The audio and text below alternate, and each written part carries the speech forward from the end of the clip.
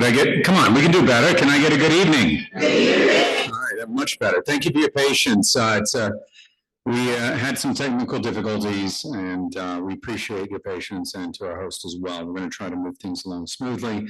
I'd like to welcome you to our May 21st full board meeting of Manhattan Community Board 11. My name is Xavier Santiago. I'm the chair of CB11.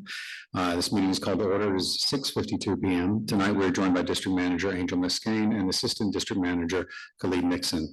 Community Associate Marlene Pierre will join us at the next meeting. In order to conduct an efficient meeting, let's observe a few ground rules. 1, no one may speak until granted the floor. 2, CB11 members, if you have a question or wish to make a motion, please raise your hand and wait to be recognized. You should not engage in back and forth discussion. The chair will recognize the next person to speak. Members attending via Zoom, you can find the raise hand button by first clicking on the participants icon to access the panel where the button is located. If you have any technical issues, please relay your difficulty to the staff in the chat. The chat should not be used to discuss or pose questions about the agenda topics. All such remarks should be made on the record. Please keep your questions and comments brief and on topic to the discussion.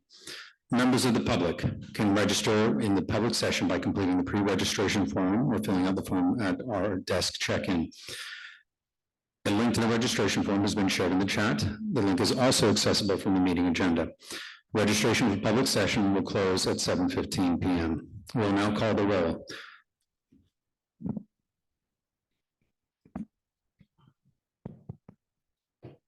Good evening, everyone. Rosa Diaz, your secretary. Please listen to your name carefully. I'm going to call you twice. Jose Altamirano. Jose Altamirano. Carmen Arroyo. Stephanie Arroyo. Stephanie Arroyo. Mark Bogursky. Thank you. Marcele Bondima. Marcel, got it, thank you. Adem Brija. Kenneth Crouch. Kenneth Crouch. Jocelyn Cruz. Carlos Diaz is excused. Oh, Carlos, hi. Rosa Diaz is myself. Jessica Elliott is excused. Judith Febraro. Judith Febraro. Okay. Arnice Foster Hernandez. Did I say it correctly? Yeah, okay. Brandon Gillespie. Brandon Gillespie. David Giordano. John Green.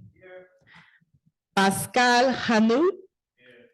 Did I say it correctly? Yeah. Wanda Hopkins. Wanda Hopkins. She's excused. Christina Johnson. Present. Thank you. Stanley Johnson. Stanley Johnson. Jewel Jones. Present. Thank you. Sage Mason. Present. Malik McCulloch. Malik McCulloch. Jennifer Mayer. Jennifer Mayer. Jessica Morris. Nilsa Orama. Present. Thank you. Beverly Pavon. Thank you. Samantha Pedreiro. Say it correctly. Thank you. Claudia Perez. Claudia. Present. Thank you. Valerie Ponte. Ponte. Sorry, thank you. Asha Rodriguez. Thank you. Eugene Rodriguez. Thank you. Jennifer Rosado. Jennifer Rosado. Dawn Sanders.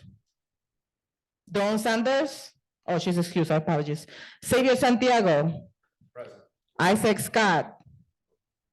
Isaac Scott. Russell Schuller. Present. Loretta So. Yeah. Thank you. Derek Stampone. Present. Did I say it correctly? Derek Stampone. Stampone. Got it. Got it. Got it. Alida Shikambu. Alida Chikambu. I'm so sorry. I'm killing this name. I apologize. Vincent Torres. Vincent Torres. Thank you. Marie Vasquez. Thank you. Jason Villanueva. Thank you. Candy Vives Vasquez. Candy Vives Vasquez. I think she's in Zoom.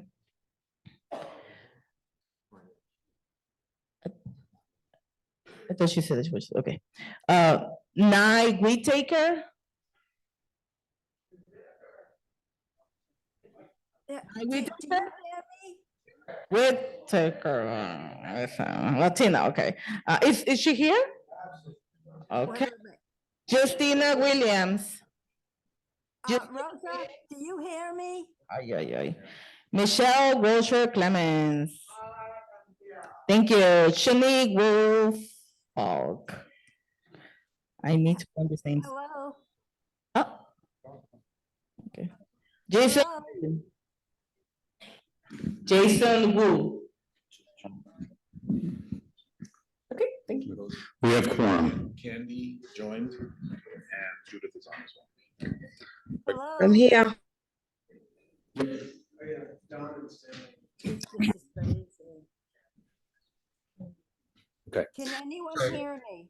So please note, Dawn got our form in.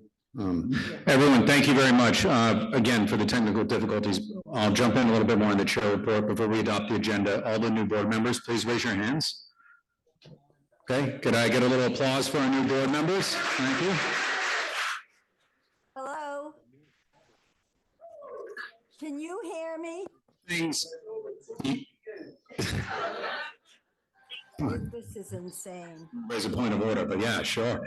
Yes, you're gonna be, it's gonna be a little, I just want to warn everyone, the new board members, it's gonna be a little bit of trial by fire.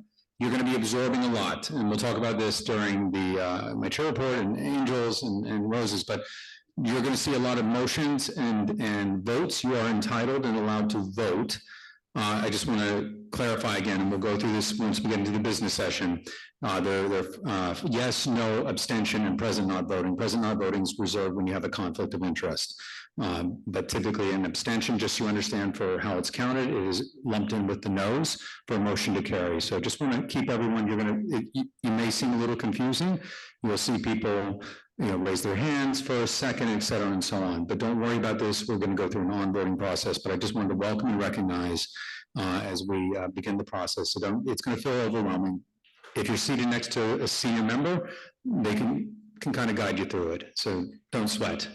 All right, the agenda for tonight's meeting was distributed ahead of time by the board office and was posted on our website's meeting calendar. If there are no objections, we will adopt the agenda as stated.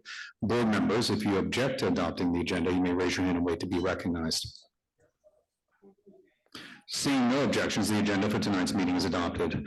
Pre-registered speakers, a few ground rules for those wishing to speak. One, you must sign up to give testimony and providing your name and affiliation. Two, you will be allowed 3 minutes to speak. Our recommendation is 2 minutes to make your speech, your statement, your facts, and then 1 minute for questions. 3, you should address your testimony to the board, not the public. 4, you should speak clearly and into the microphone. 5, you should be prepared to respond to board members' questions in order to clarify facts and opinions presented in your comments. Board members should only ask clarifying questions. Commentary will not be entertained. We have Brandy Webb, general announcement, and Brandy Webb. Come on up, and you're High Arts, right? Okay, thank you. You can come on up, you can speak right over here in the mic to the board. You got your 3 minutes, you'll see a little timer right there.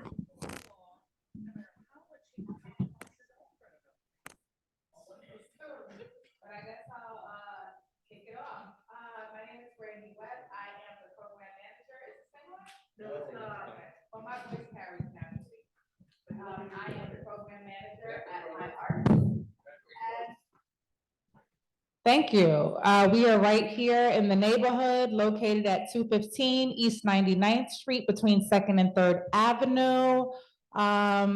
Yeah, we're right here in the neighborhood, so I'm really excited to be here at the Community Board 11 meeting. We would like to be more involved with the Community Board as well. And High Arts is an organization where we service artists. We fund them in creating new works of process. We are an organization that is made up of Black and Brown individuals rooted in social justice. And currently, we are actually, we have a program called One Wall Movement. And in that program, we are looking to secure our wall number 3 for a mural. And we have 3 lovely Indigenous artists that have a story to tell. And our One Wall Movement program, what we do is we create murals in the community, and we use that as a way to connect and engage with the community. And so we're looking forward to that. We do need some assistance in terms of being able to secure a wall that we can use within the community. Our previous walls, one is located on 99th Street in Cherry Tree Park.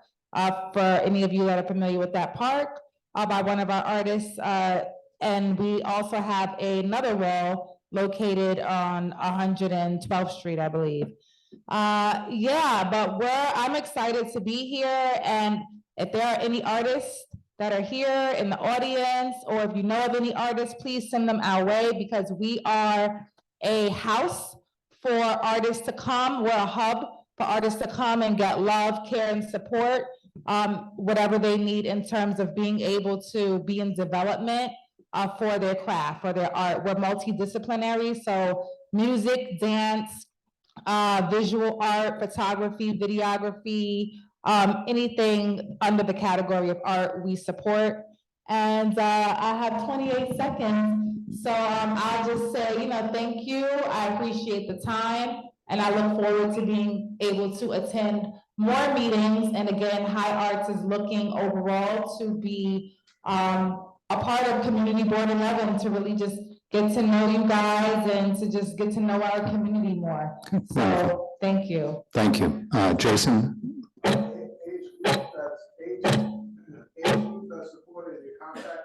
Organizations contact information, please?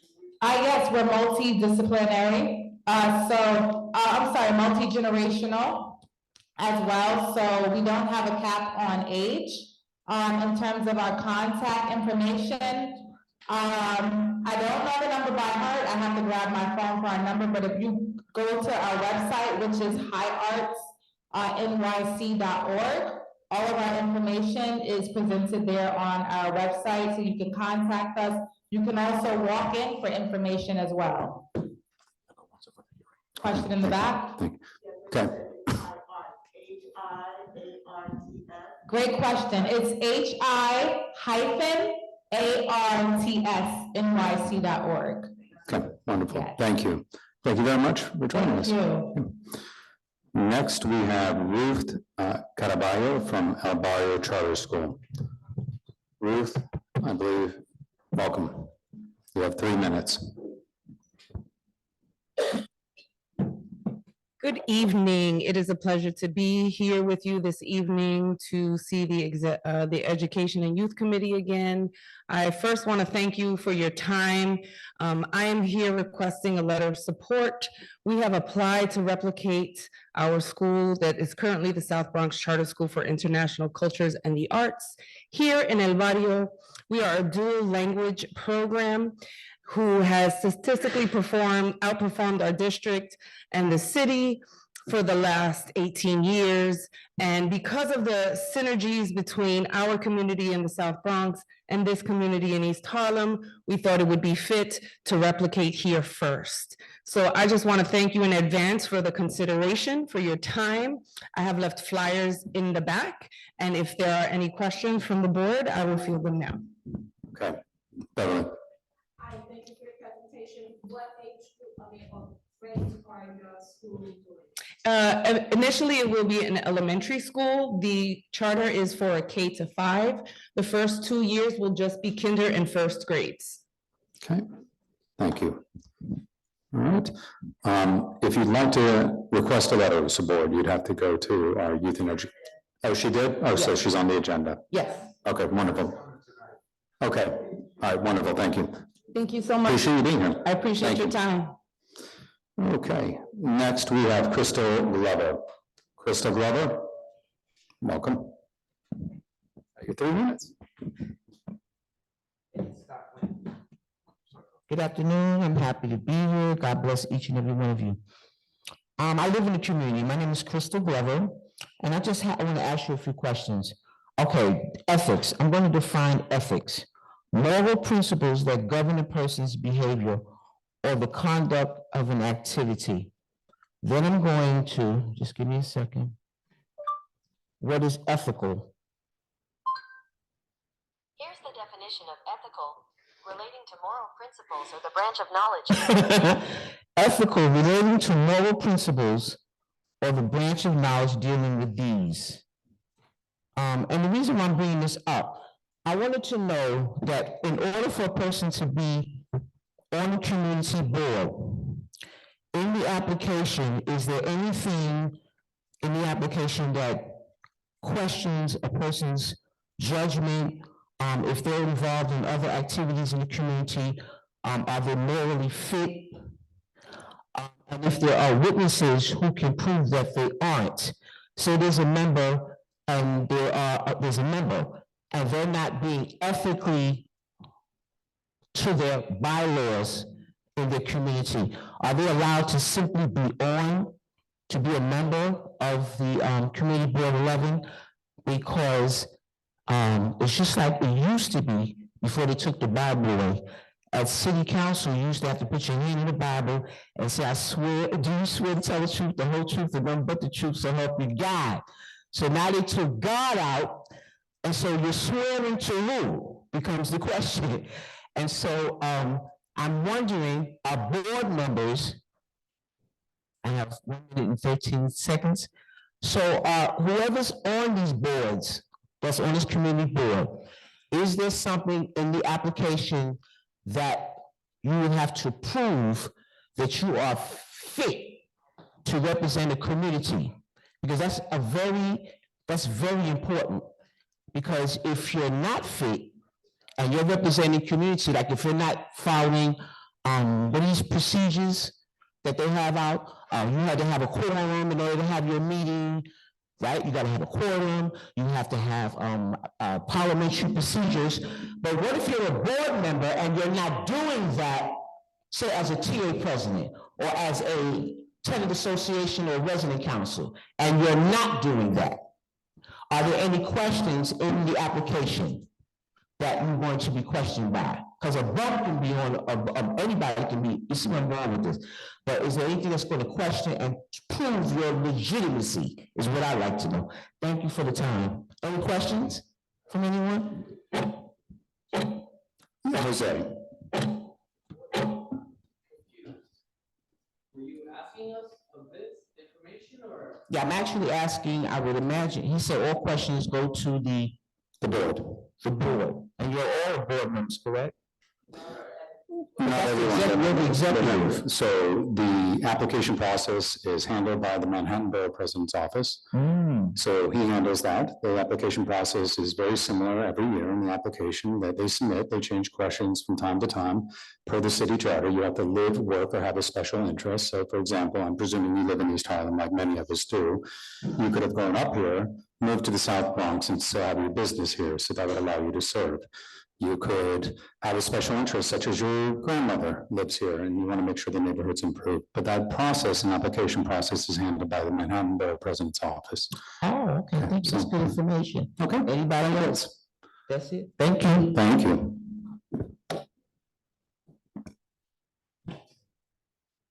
Next is Samuel Moore. Samuel? Samuel Moore?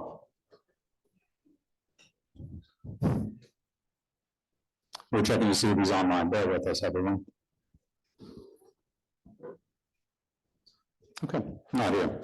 Does that include our publicly registered speakers? Just double checking, make sure we have no publicly registered speakers left.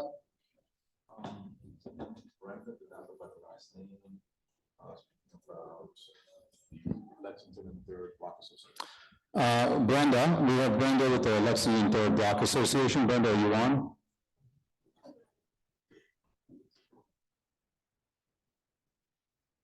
Appreciate everyone's patience.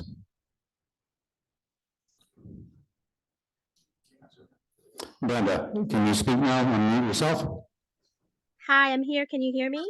Yes, we can. You have your 3 minutes. Welcome. Well, thank you. Good evening, everyone. I'm Brenda. I'm the co-founder and the project director for the Lexington Third Block Association. We had applied for our first, well, we applied for to do a block party last year, but we missed the deadlines. And this year we applied again. We've partnered up with Bar Guyana and Mojo, and our block party is for June 22nd. We went to the committee permits meeting and we got their approval. And the police precinct 23 gave us their approval, but I just wanted to also come and represent. And also I wanted to, and I hope you guys will continue to approve. And we spoke to SAPO today, and they said that as long as you guys and the police department give their approval, they're going to give us the approval. And if everything goes well, we hope you will all join us. And if everything goes well and we get approved, we're going to plan a cleanup event a couple of days before, and we'll let you know about that. We're also, the Lexington Third Block Association is planning a cleanup event on Friday, May 31st. The time to be determined, but it'll be in the afternoon. We're going to be cleaning up 99th between 2nd and Park for the Puerto Rican Day Parade that's going to happen the next day on June 1st, Saturday. The Explorers Youth Group will be joining us to clean, but if anyone else would like to join us for the cleanup, you can contact me. You can the best way is to email me at l3banyc@gmail.com, which stands for Lex Third Block Association, New York City. So l3banyc@gmail.com. We also have a cleanup event planned for June 22nd, which is a Thursday. And we're cleaning up the same blocks, and this will be for the wellness dance party that's happening that the weekend after. So, but we're still, you can double check with me on the dates and the times, and we do monthly cleanup events, and we welcome everyone to join us, and we like to have co-hosts. And, Xavier, I've spoken to you about that. We could speak later. And that's all I'd like to say. And thank you so much. It's great to clean up over at Carver Houses, so thank you. I have one hand up. Asher? Just some clarification, the Puerto Rican parade is in fact, 9th? If there was a question posed, I couldn't hear it. I'll say that again, Asher. Isn't the Did- Puerto Rican parade the 9th? Asher asked, isn't the Puerto Rican parade the 9th? Hold on, I'm gonna pull it up right now. There's one there might be more than one, but there's one on Saturday, June 1st, which is happening on 99th Street between like 2nd and Park. I'm not sure exactly where the whole route, but they're definitely going to be on 99th Street. There's one, there's the Elmira Puerto Rican Day Parade that'll happen on the 1st, and then the main one is the 9th. Thank you. Thank you, Brenda. You're welcome. Thank you so much. And everyone's invited. And also, if anyone else, if you ever want to do a cleanup event and you need help to plan it, please contact me. I can help you to plan it. Claudia, you had a question? Yeah, I did. I noticed that she mentioned the park you're talking about on 99th Street has to be Cherry Tree Park. What are you doing about reaching out to the surrounding community? Because we appreciate the cleanup, but the color schemes are really crazy, and we were trying to figure out who did the painting in the park. So we can have a conversation with them and just see how we can work together in, including especially Washington Houses and the surrounding community in your venture. Thank you. Well, as far as Cherry Tree Park, the Lexington Third Block Association, we have done cleanup events there and we did it in association with Partnership for Parks. And really, when you do an event, a cleanup in the park, you have to do it through them. And the painting, they're limited in their supplies and their funding, so they just paint with the colors that they have. So that's why those colors are what they are. And they actually had recently found some red and yellow paint specifically to try to brighten it up, because the horses were painted all black and they wanted to make it more colorful. And which by the way, that park is very unique. Like, I believe it's the only park in the city that has those little horses there. It's like a unique thing. Absolutely. The artists that made them, I think they're landmarks or they're supposed to be. I'm not too sure. I haven't, heard anything about that. But also like, we can just have a conversation offline about this. I'll contact you. Sure, yeah. Please contact me and we could talk more about it. And I can give you the information that I have and I'd love to collaborate to do more for the neighborhood. I'll connect both of you over text. I'll do it. Thank you. Okay, thank you. All right, wonderful. God bless you, everyone. All right, thank you very much. All right. Okay. That concludes our publicly registered speakers. We will now hear from our local elected officials. We ask that elected officials or their representatives complete the registration form if they wish to give a report. A link to the form has been shared in the chat. The link is also accessible from the meeting agenda. We ask that any event service literature be sent to our office so that we may post and share it as appropriate. Please keep your report to 3 minutes and be mindful not to repeat what others have already mentioned. And now I'll pull up Tiffany Brown from the Mayor's Office, Community Affairs Unit. Thank you. Good evening, CB11. Good evening, everyone that's here. My name is Tiffany Brown, and I am your Manhattan Borough Director for Community Affairs in the Mayor's Office. And I bring you all greetings from City Hall and our great mayor. I just have 2 things I'm going to report on. And please forgive me because I don't have my glasses, so I'm straightening. Our great Mayor Eric Adams announces that NYCHA will accept Section 8 housing choice vouchers applications first time in 15 years. Mayor Adams announced that New York City Housing Authority, NYCHA, will begin accepting applications for the Section 8 housing choice voucher program, reopening a wait list that has been closed to general applicants for nearly 15 years. Section 8 HCV is a federally funded program administered by NYCHA that provides rental subsidies for eligible low-income families to rent housing in the private market. So that's a great thing that we have going on. And I believe that date, I believe the date for that application process will start between June 3rd and June 9th. Please don't quote me on that, but I believe that's the time frame. The window for those applications are very short. I will make sure that the community board gets those dates, okay? And then the second thing I'm going to report on is our great Mayor Eric Adams announced the result of week 1 of Operation Padlock Protect, a sustained multi-agency enforcement action to shut down illegal smoke and cannabis shops across the 5 boroughs.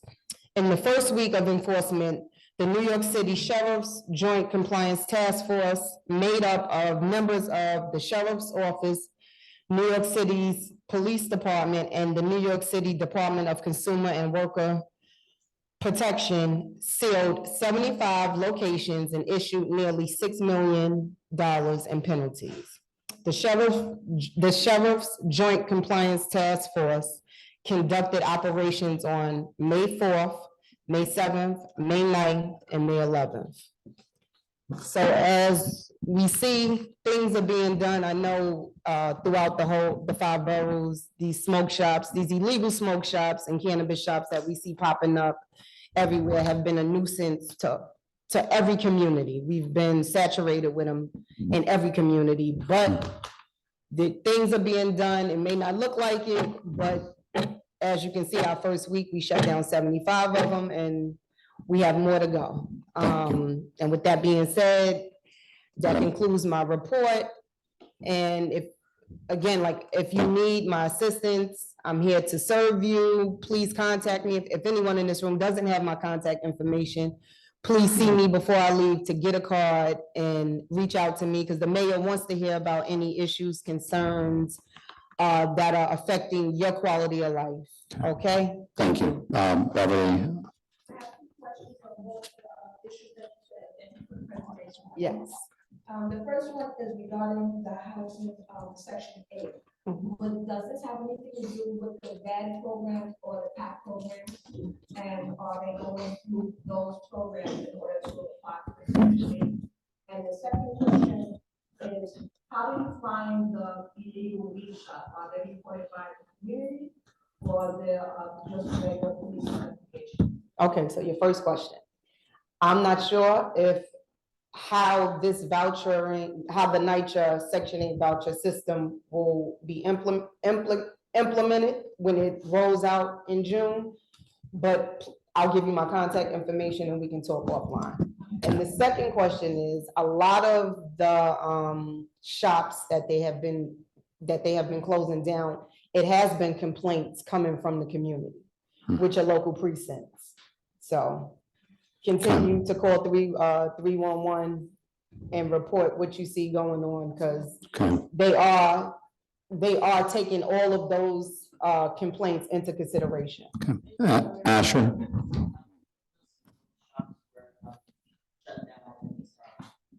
That I don't have that number, but we can talk offline and I'll make sure I get that for you. Okay, Michelle and then Jess and then Sage. You have no, okay. Thank you for your presentation. You said that 75 were shut down. Yes. As the months get a little bit warmer, the days get warmer, will that number increase since it really should increase? And is that your progress? Or are you gonna just shut down like 75, that top number that you're gonna shut down each time? No, I don't know what their process is when the sheriff's office goes out, but no, that's not. It will be as the summer months come in, like I said, give them grace, they are working.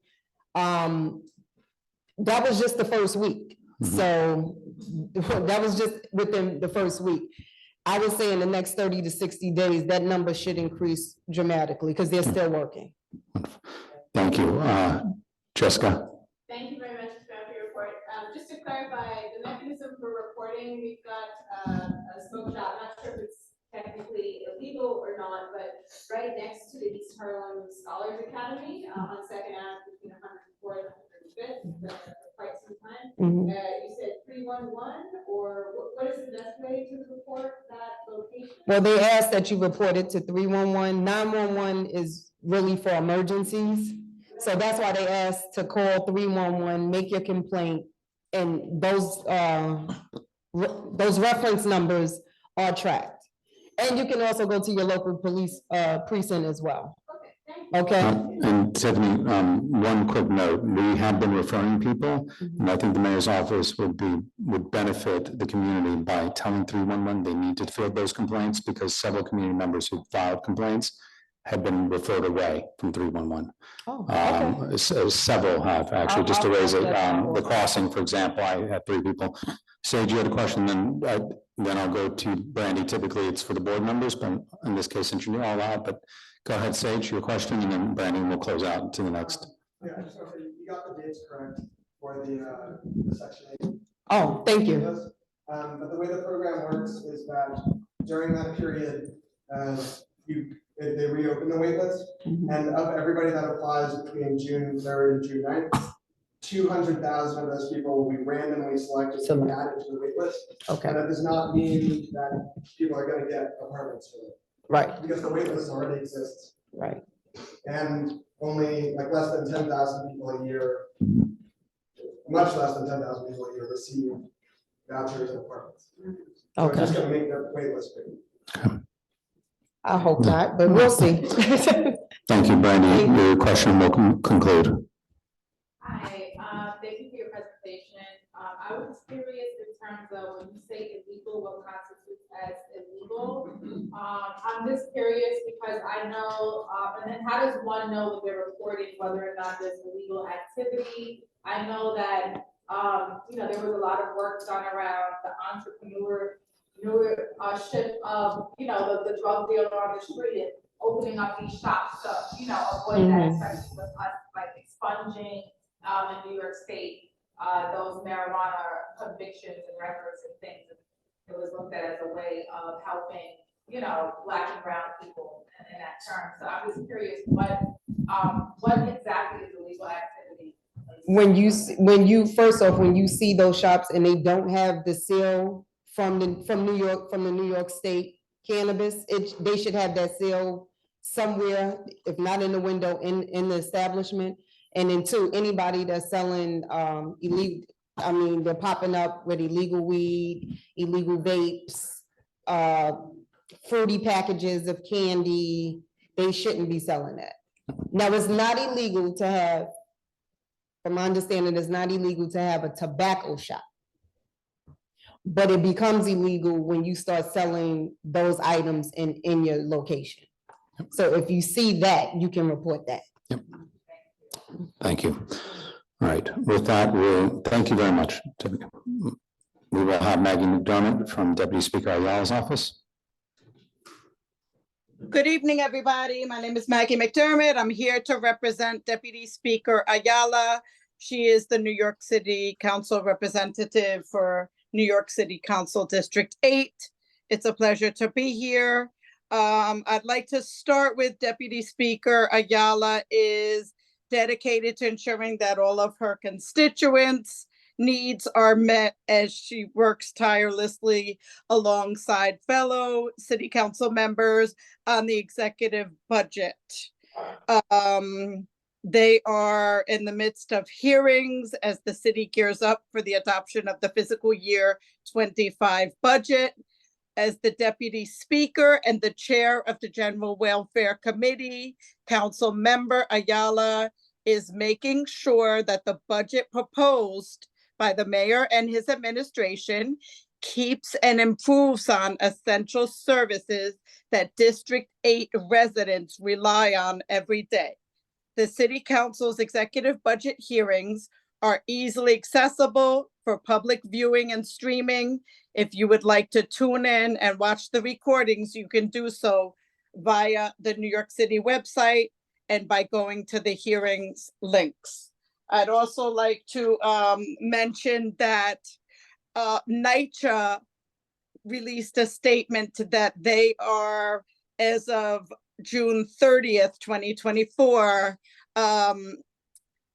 removing security guards from their senior development buildings. The city council member and her colleagues are working tirelessly to see if they can find in their budget for that vital service that was cut by NYCHA. The city council members are working tirelessly in efforts to try to get the security guard provisions restored via their budget, but no decision will be made until the budget drops, which should be by June 30th, which is a few weeks from now. I just wanted to say that on her behalf as well. I also want to mention that the Deputy Speaker has the following provisions on site in her office. We offer free NYCHA legal clinics. Those take place on the first Tuesday of every month from 10 a.m. to 1 p.m. We also have free public assistance and SNAP benefits clinics. Those take place the last Tuesday of every month from 10 a.m. to 1 p.m.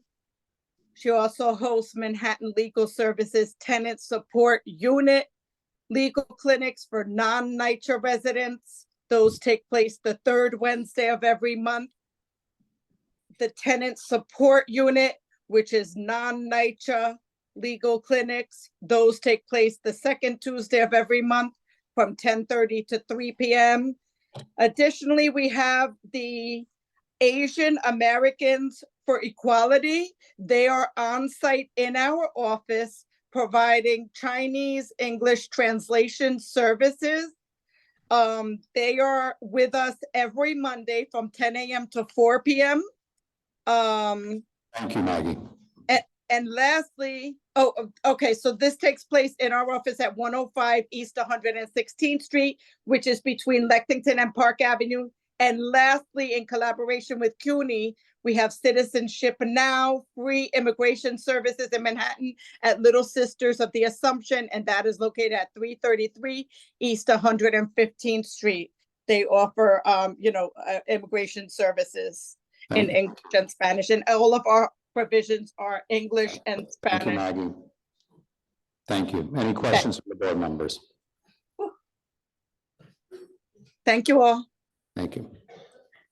Okay, seeing no questions, we will now move on to our Borough President's report, and on behalf of the Borough President is Porfirio Figueroa. Hi there, how are you? I hope you You have can your hear 3 me. minutes, thank you. Yeah, thank you. So my name is Porfirio Figueroa, and I'm the Community Coordinator for the Manhattan Borough President's Office and Liaison to Community Boards 11 and 12. At last, the letters confirming the new and reappointed community board members, notifying them of the onboarding of their service went out earlier this month. So congratulations to all our returning members, and special shout out to the new community board members at CB11, which are Carmen Arroyo, Stanley Johnson, Valerie Ponti, Pascal Hanu, Derek Stampone, Jennifer Rosado, Alida Chiambud, Arnice Foster Hernandez, Shanique Wolfalk, Marcel Bondima, Jocelyn Cruz, Samantha Piediero, Justina Williams, and welcome back, Nye Whitaker.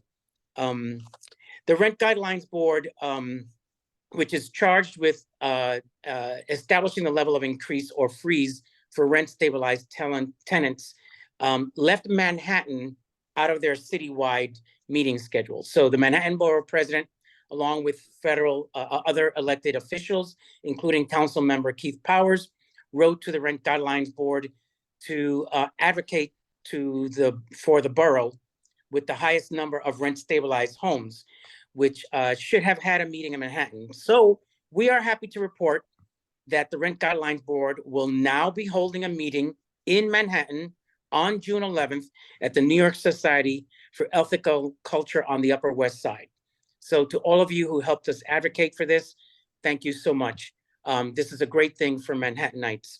Last, as you know, our office recently wrote a letter to the MTA asking them to introduce signage and pre-recorded announcements on all trains to illustrate the locations of accessible restrooms in dozens of New York City stations. We have yet to hear back from them, but we will share the progress as it comes on and comes along. I urge you all to go to our website, which is www.manhattanbp.nyc.gov for all of our events and Manhattan Borough President news. On behalf of Mark Levine, thank you so much. That concludes my report. Thank you very much. Jessica Morris. You can come up and use the mic if you'd like.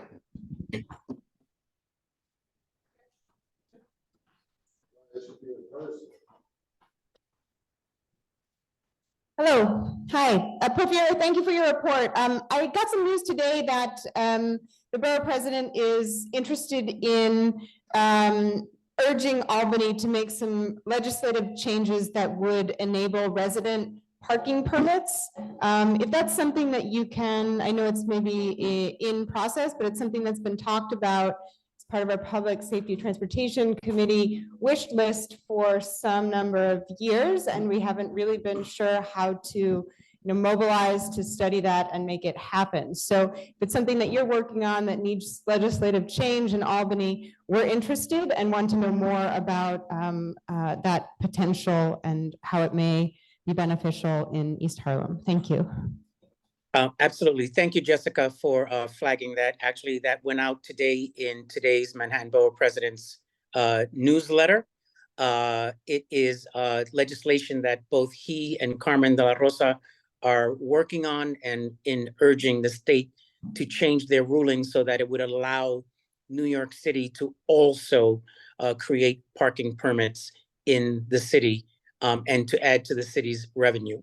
I would urge you to write directly to me and that the appropriate committee for CB11, write to me as well. And if you would like, I'm sure that the borough president would be more than happy to speak more on this topic with you. All right, thank you. Ash and then Sage. Just a quick question, because I saw a video of the borough president at, I think it was the CB5 meeting, and he made a comment calling on all community boards to pass a resolution opposing the CEC2 resolution about sports within schools. Is it all community boards in Manhattan he's asking to do that? Or is it just the ones within CEC2's jurisdiction? Hi, Asher. Thank you for bringing that up. As you know, the Manhattan Borough President strongly believes in the rights of LGBTQIA community. I myself am the representative for his roundtable. So I would say his jurisdiction obviously is in Manhattan. However, I think his message is very clear that and where he stands. So I would leave that up to each individual community board at his, he's already spoken on that and made his statement, so. Thank you. Sage, your question, and then we'll conclude. Thank you. Well, I don't know about the resolution of Asher's, and so now I have two questions. One is, what is the position on that? Wait, what was the CEC2 resolution? Yeah, what did the borough president say? The CEC2's resolution was a resolution calling for, and someone could correct me if I'm wrong, calling for the DOE to investigate trans girls within sports throughout the whole entire system. The CEC2 is, for anybody's reference, it's just south of 96th Street, and it goes all the way to Lower Manhattan on the east side. I'm sorry, I was Sage, was that a question? I'm not clear what the Well, my real question was gonna be, are we allowed to go to the Puerto Rican Day Parade again this year? With the borough president, because I haven't received an email about that. I think that'd be cool. But I was curious about what Asher brought. Yep, thank you. So the question, Porfirio, is will the board members be included, guys, be invited to join to march in the parade this year? So in today's newsletter, also, there was a message to all Manhattanites to join the Manhattan Borough President, and it did list all the parades that the borough president would be marching in and welcoming anyone who wishes to join him to go to our website and sign up under our events. And there would be a link there for you. So I know he's marching in the Puerto Rican Day Parade. He's marching in the Pride Parade.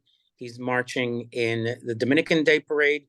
He's also marching in the African American Day Parade in Harlem. Thank you. Last question, Jose. We have two presentations. Your question. Permits have been on our district needs from public consultation for some time, so we're happy that the borough president is taking initiative to participate in that, especially with industrial pricing going into place, and now our community being a big focal point for parking and taking trains downtown. Thank you. Excellent. Thank you. Appreciate that. All right. We will now move the agenda along. Tonight, we will hold a public hearing and we have a presentation from city planning. We have a lot of 15 minutes for that, and then we'll have George James, a CB11 land use consultant, who will have 15 minutes as well. So thank you very much. So. No, I'm gonna set you up. Stand by, everyone.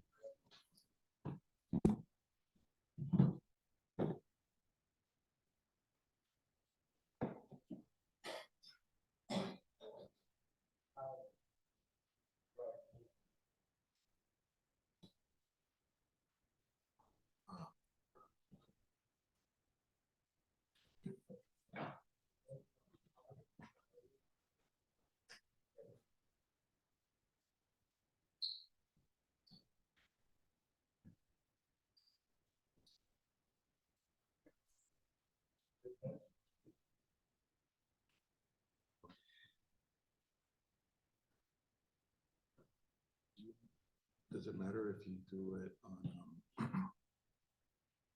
on PowerPoint or? No, we can do PDF.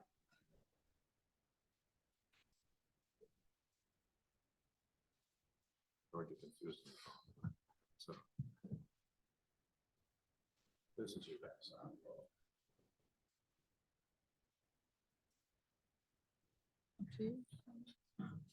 I don't know if this counts into our 15 minutes then.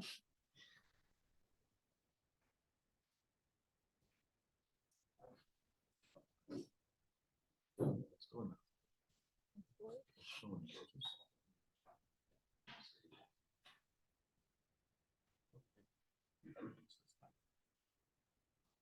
Just chatter a little bit while I find it. Okay. I could also do some of the background information in this time, if that makes sense. Yeah. Yes, Okay. please. All right. Hi, everyone. Thank you so much for having us. My name is Winnie. I'm a housing planner from Department of City Planning, and I'm joined by my colleague Trevor from the Manhattan office. And tonight we're going to be talking about City of Yes for housing opportunity. I heard some folks chattering about it. It's one of 3 of the City of Yes text amendments. It's the last one to go up. And this one in particular is focused on updating our zoning to allow for more equitable housing development and address the issue of our housing shortage and affordability crisis by taking a citywide approach. There are a couple of slides I would show, but you don't need to see those necessarily, for at least for the intro, and hopefully once we get to the proposal description, this will be working.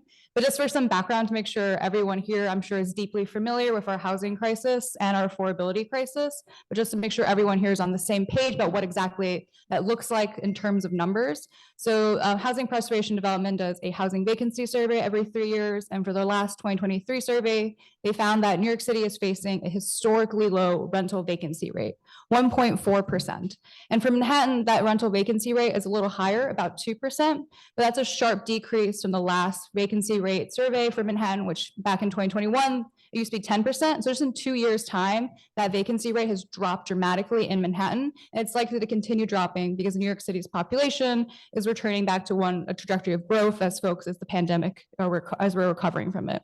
So we have a really low rental vacancy rate right now, which means if you or your loved ones or your family are trying to find an apartment, it's really hard because there simply just aren't a lot of housing options available.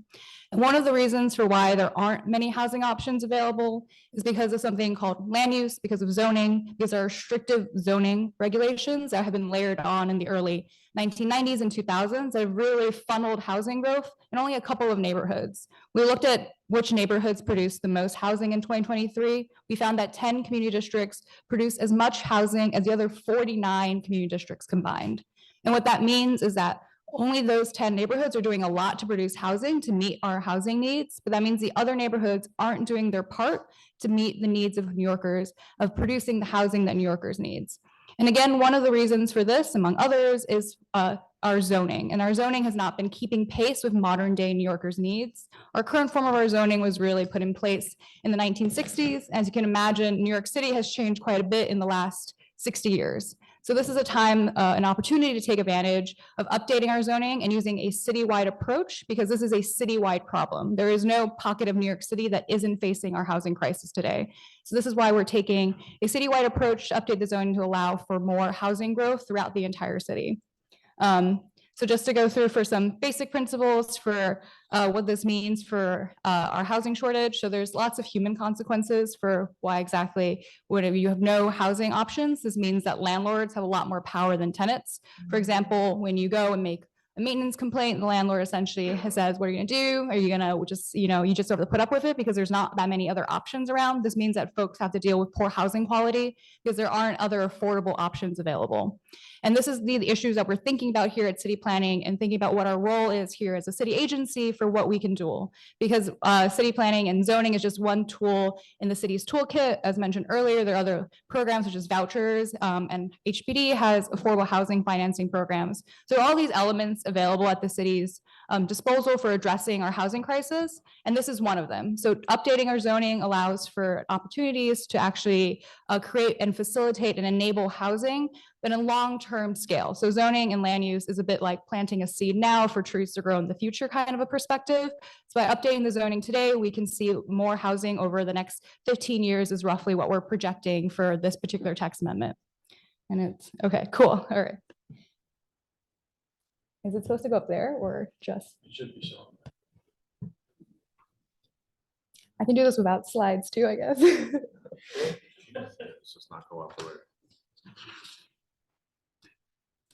That's okay. I'll do some more background and hopefully by then this will be working. So just for some more background about the New York City's housing crisis, New York City actually built a lot of housing in the early 20th century, but has really not kept pace with that. So the idea here is we want to really focus on the particular parts of the city that really hasn't seen a lot of housing growth. And that's for like our lower density neighborhoods. If you've been to parts of like deeper Queens or Brooklyn, that's what we're referring to by low density, sort of our single 2-family homes and smaller scale apartment buildings are low density neighborhoods. And we're hoping to update the zoning and introduce opportunities there for more housing to be built. And that's not particularly relevant for this neighborhood, I know. So I really wanted to spend today's conversation talking about the proposal within this text amendment that is most relevant for Community District 11 here, which is the universal affordability preference. It is a zoning framework that allows for more affordable housing to be built. But essentially what it means is that there is higher FARs, and FAR just means like roughly how big of a building you can build. Buildings can have access to higher FARs if they're able to provide that permanently affordable housing.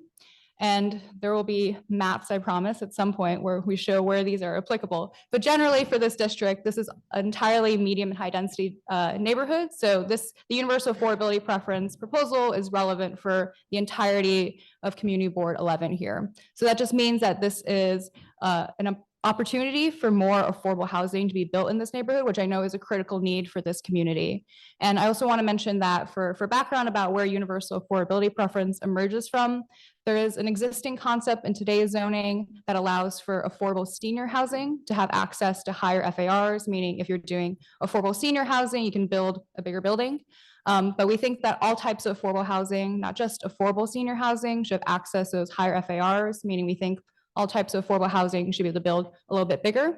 And we're extending this framework from just a couple of areas. There are a few areas in this neighborhood where there are those voluntary inclusionary housing areas where this, but we essentially want to expand the framework to be everywhere throughout this neighborhood.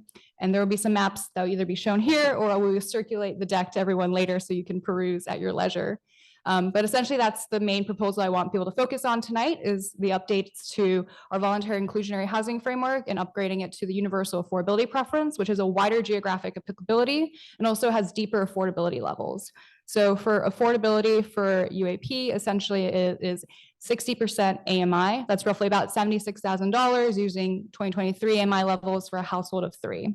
And we're also allowing for averaging, which essentially means not to over-explain how averaging works, but essentially a building can meet this affordability level of 60% AMI by targeting households at a range of incomes. Okay, amazing. All right, thank you, tech support. I appreciate people listening to me without any visuals whatsoever.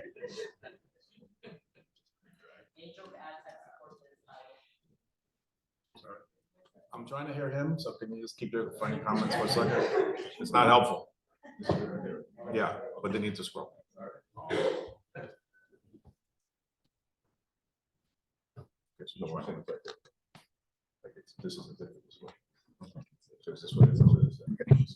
All right, in the meantime, I'm just gonna vamp a little bit more since why waste a minute. I want to use the G word if I can, gentrification. I'm sure this is a major issue in the community. And we want to talk a bit about what drives gentrification. Obviously, there's a lot of factors here. We need about 500,000 more homes to house New Yorkers adequately.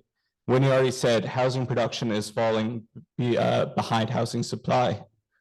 The reality is that jobs are outpacing housing production. Household sizes are decreasing year over year. That means you have more people looking for housing, more people who need studios. There was a report in the Gotham saying that increases in rents are exceeding increases in wages by a rate of seven times. Okay, so ultimately, when we talk about gentrification, we're talking about a supply problem. Not enough housing to go around. That means people who would be looking for housing in certain contexts start to seek out housing in more affordable neighborhoods like East Harlem. So certain communities south of 96th Street, low-density neighborhoods in Staten Island and Eastern Queens have not, the reality is they have not been doing their share to produce housing. The housing shortage is a collective citywide crisis, and low-income communities have disproportionately been tasked with addressing a citywide problem. If you look at where housing has actually been produced, like when he said, it's in neighborhoods that have been rezoned, like Long Island City, downtown Brooklyn, or East Harlem in 2017. This is not that approach. This is about adding a little bit more housing in every neighborhood across the city, whether you're in Bayside or whether you're in the West Village. Every neighborhood needs to do its part and address this housing crisis. You can see in this chart how housing production has fallen off. Winnie's already told you about universal affordability preference. This means developers can add affordable housing in every development site in East Harlem if they wanted to. A 20% bump in the height and the bulk of the building, all of that increment would be permanently income restricted housing units. That's not an option that's currently available. And that, developers would take advantage of that because now there's a new 421A replacement program so they can have property tax abatement. The financing for affordable housing is a limited pool of resources. This is theoretically an infinite pool of resources, right? Because it's foregone revenue. Winnie, correct me if I'm wrong, but if UAP were in effect since 2014, we would have 20,000 more income restricted housing units. So that's UAP. I'm gonna let Winnie quickly run through the rest of the proposals before we hear from Mr. George Janes. Thank you. I assume that ate into our 15 minutes of time. Okay. So just to skip through all the background, and these are just the neighborhoods that we mentioned earlier that have been producing most of the city's housing.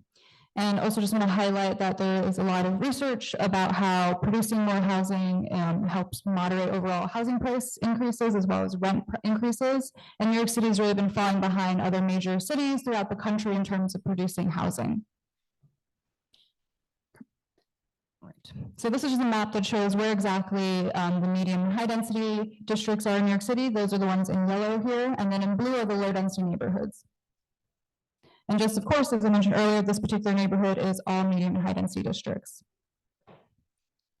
So this is the map that I promised you should see at some point, the universal affordability preference proposal, which is a voluntary zoning framework to help increase the amount of affordable housing available.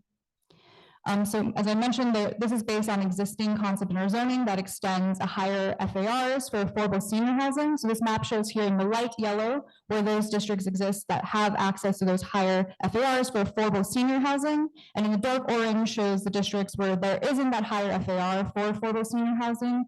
So we're creating new FARs in those areas as well so that affordable housing can be produced in those areas and that we're not just concentrating affordable housing in any particular spot in New York City.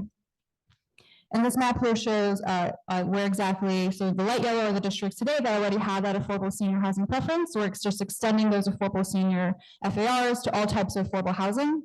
And for the dark orange districts, these are areas that don't have that affordable senior housing preference. We'll be creating new FARs so that they too can also take advantage of this framework and then produce that permanently affordable housing. So this is what does affordability mean for universal affordability preference? As mentioned, it's 60% AMI, and this will also allow for income averaging, allowing to reach a wider range of household incomes in one building. So as we touched on, you can reach this 60% AMI level through a mix of household incomes, including 30% AMI. You can reach those deeper, lower household incomes, as well as balancing it out with 60% AMI and 90% AMI to reach that target affordability level. And this is an improvement on an existing framework in our zoning called voluntary inclusionary housing, which has an affordability requirement of 80% AMI, and that's a fixed number that does not allow any averaging whatsoever. So 80% AMI is roughly $101,000 for a family of three. So it's a lot higher than 60% AMI, which is what we're proposing for UAP. So if we're walking through an example, because I think this requires an example to really ground yourself in what UAP means. So let's say you have a site in an R8B district, and this site in particular it has the base FAR for market housing, you get 4.0 FAR, and this hypothetical site gets you about 47 units. And under UAP, we're proposing that we want to make sure that every district has at least 20% more of the base FAR if they're doing this affordable housing, so they get access to the higher FAR of 4.8 under UAP. So that means they can get about 9 to 10 more affordable homes on this particular project. Now, again, like 10 more affordable apartments may not seem really exciting, but this is happening at a citywide scale. The idea here is hundreds of projects across the city are able to add 10 more affordable units. That adds to a lot more affordable housing available to New Yorkers without any one neighborhood experiencing dramatic changes. And this is that stat that Trevor was mentioning earlier about how had UAP been in place since 2014, we would have seen that additional 20,000 income restricted homes created, and that could have housed up to 50,000 New Yorkers.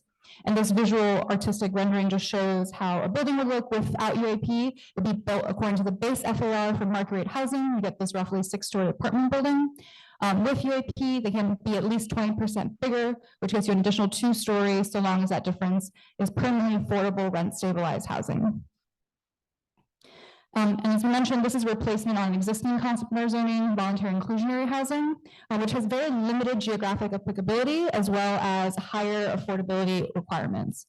And for this particular district, you can see in the hatched black cross hatching where VIH, voluntary inclusionary housing areas exist today. So it's very limited applicability. That's lying around is most R10s or inclusionary housing designated areas. Very small geographic applicability here. Under UAP, this means a wider range. Essentially, the entire neighborhood would have access to these higher FARs for affordable housing.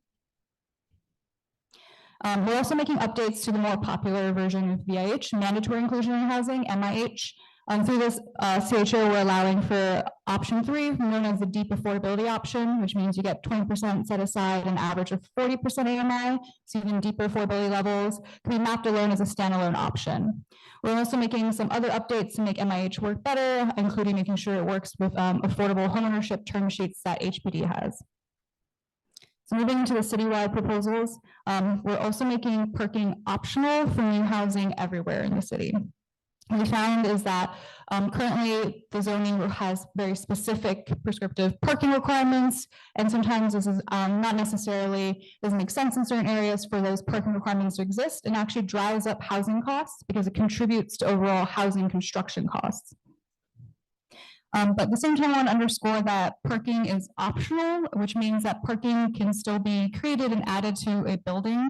And what we found, and under today's zoning, and even in areas where parking is optional, or even if it isn't, sometimes developers are doing that market research and find that in order to make sense for their building to lease up, they are still providing parking for their projects. So these are just some examples of projects today where they have over provided parking because they understand there is that need among residents for parking spaces.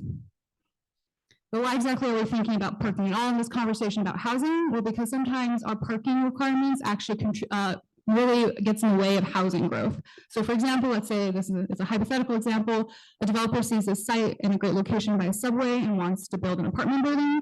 The site could fit about 16 apartments, but they stop at just 10 because once they add that 11th apartment, they need to provide 6 parking spaces, which just wouldn't fit on this site today.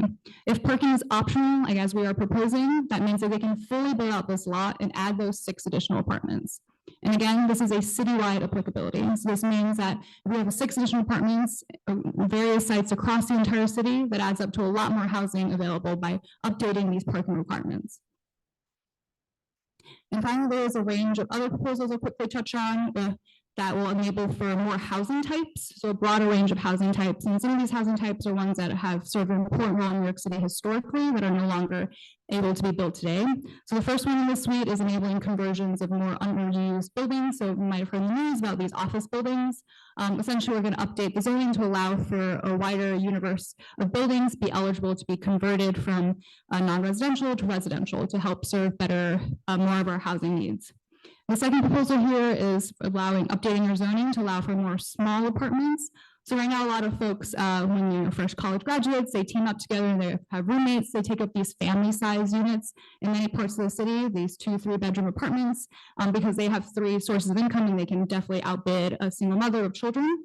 So the idea here is that if we could update the zoning to allow for more small apartments, these studio and 1-bedroom apartments to be built, that could free up some of that pressure on those family-size apartments we see in the city.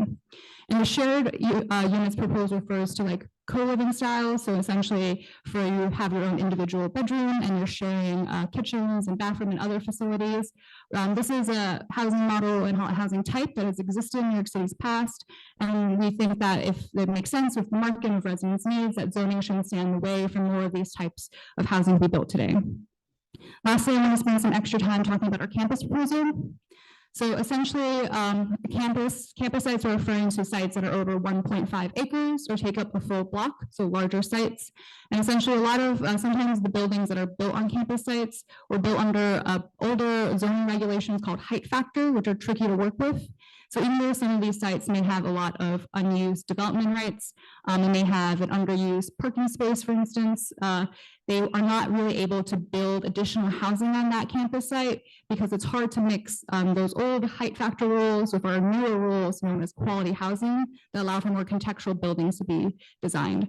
So essentially our proposal is that we just want to streamline that process where if it makes sense and there is development rights, that additional housing can be built on campus sites following our quality housing regulations, which just mean that those have built-in height limits and allow for more less skinny tall buildings and more contextual buildings that fit in the surrounding area.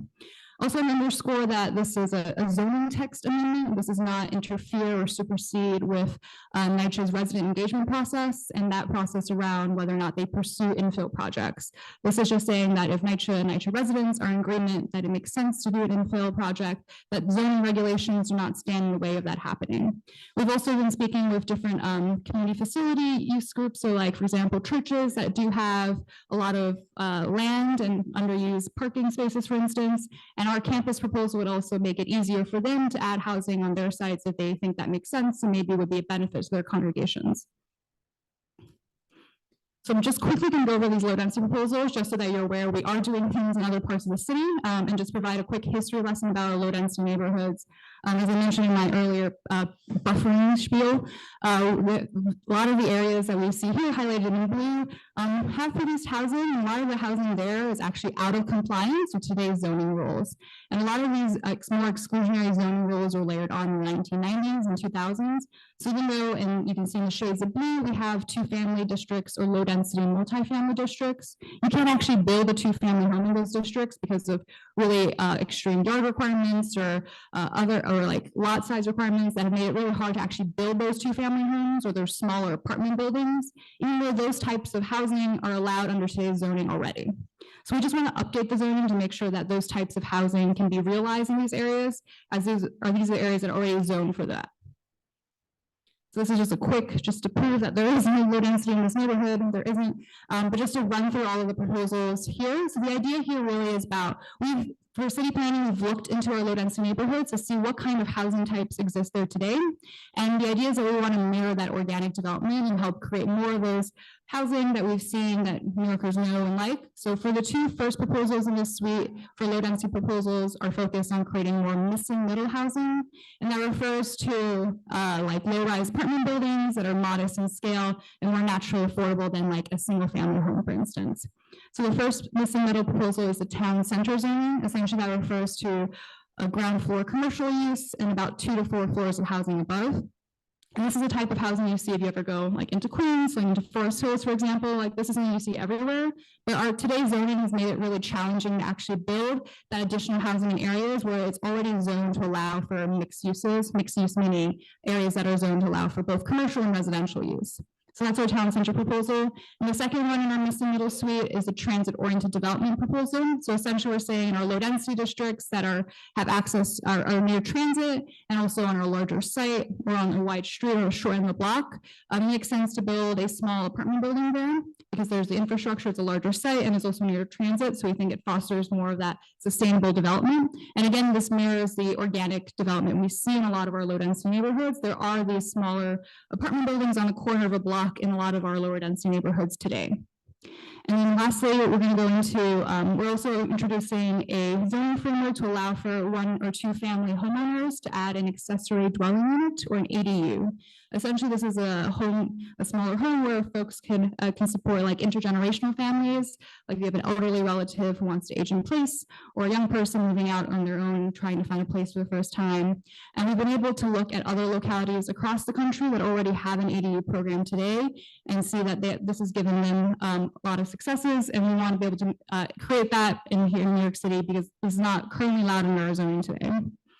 And relatedly, the updates that we're doing to our zoning to allow for homeowners, for single and two-family homeowners to add an ADU would also help facilitate our two-family districts and our low-density multifamily districts to work better, to actually be able to build those types of housing in those districts today. So we're updating the zoning so that if a homeowner in a building that is out of compliance with today's zoning, this would bring the rules closer to what actually is on the ground in a lot of our low-density neighborhoods. So I'll wrap this up really quickly. So overall, the suite of changes I talked about today are the most important proposals in the city as for housing opportunity. I did not cover everything, so if you have questions about anything I talked about or I didn't touch on, feel free to ask. But the idea here is by updating zoning, we can create more opportunities for housing throughout the entire city so that no neighborhood is overburdened with that development pressure that is currently was what our situation is with under our zoning. And the idea is that this can better meet our housing needs and our affordability crisis in a longer term perspective, as well as creating more opportunities for more affordable housing that New Yorkers need. I just also want to highlight some resources that we have available on City Planning's website for how to better understand the text amendment that we will share. I think it's also available for different one pagers, as well as the maps I showed today are also available on our website, as well as the text itself. And then lastly, we have a worksheet that illustrates all the different proposals we walk through and gives opportunity for community board members to give their feedback. We really recommend, even if you don't support a proposal, to leave detailed comments, because that really take that to the proposal development team. And right now we are doing our public review process. So this is the time to give us that feedback, and those comments are read, and it's really invaluable for us here at City Planning. Thank you for the extended time. Thank you. And we won't be taking any questions right now since Mr. James is speaking to the same topic and he might be covering some of the questions you might have, but we'll be happy to take questions afterwards. Thank you very much. Thank you so much, GCP. We will now introduce George James, our land use consultant.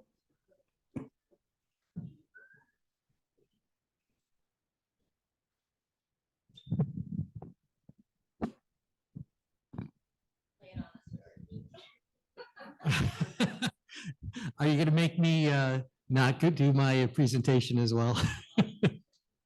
But all right.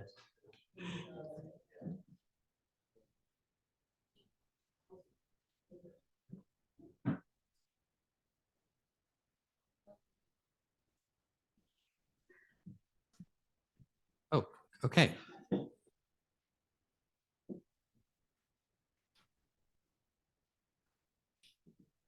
Okay. Is there a way to get rid of the audio settings there?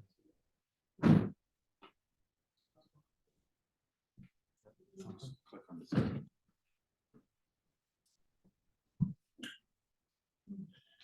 Okay, I'll just get going. So there are three components to the city of Yes, as we've talked about it. There's zoning for carbon neutrality, which is passed, it's done, we're done with it.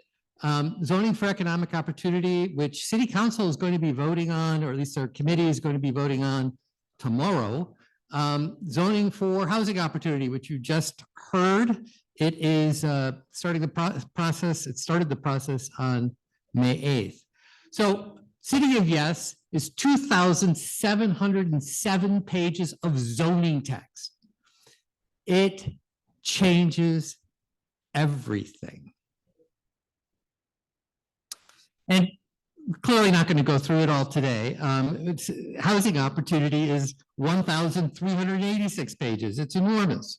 But I'm going to focus in on a few issues that are of concern for and importance for this community board.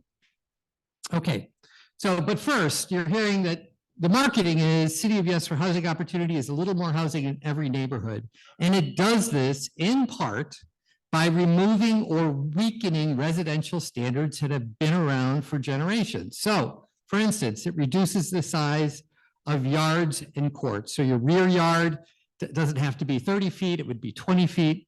Reduces the distance between buildings, increases the maximum lot coverage, reduces the space needed for legal windows. How much space do you need from your window to a lot line or the street or to a lot line to or a building to have a habitable room that goes from 30 feet to 20 feet? Makes residential open space optional, removes unit density to permit the buildings with entirely studio apartments, and removes parking requirements everywhere. And again, you know, these have been around for a very long time, so it's very difficult to understate how ambitious this is. A large part of City of Yes for Housing Opportunity includes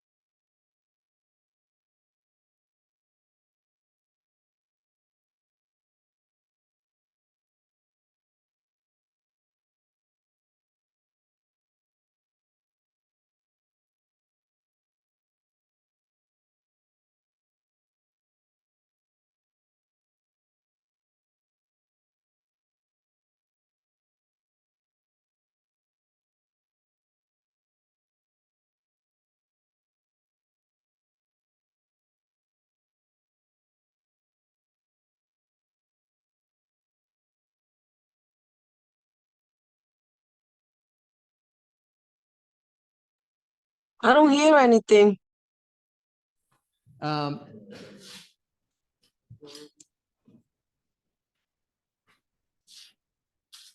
I will come back to the pictures because I think they're useful.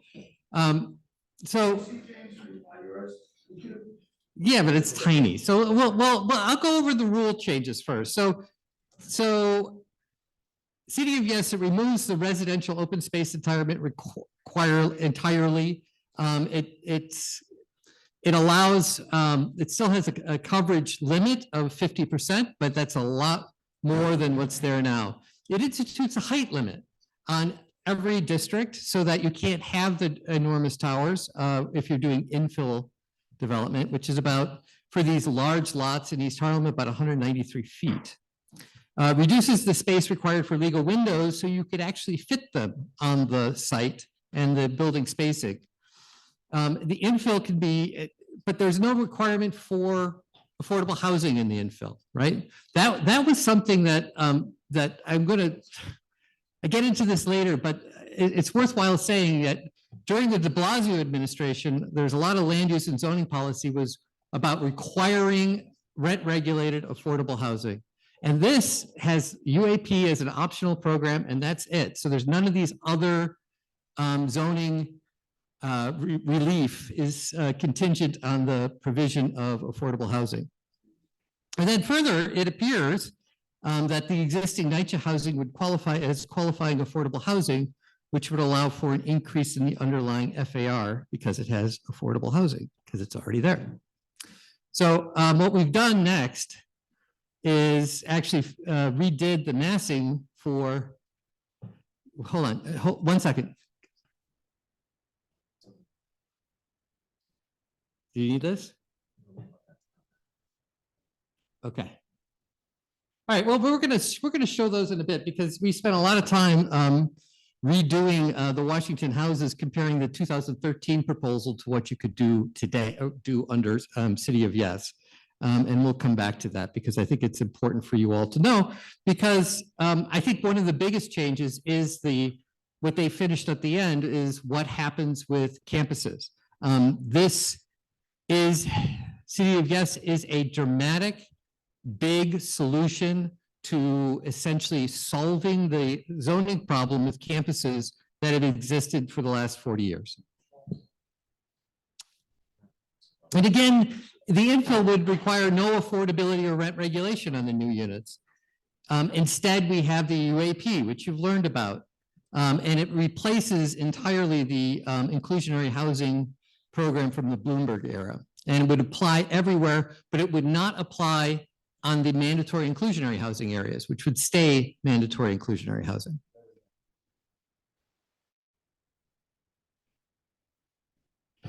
But UAP is entirely optional. We should understand that, right? So developers do not have to use it.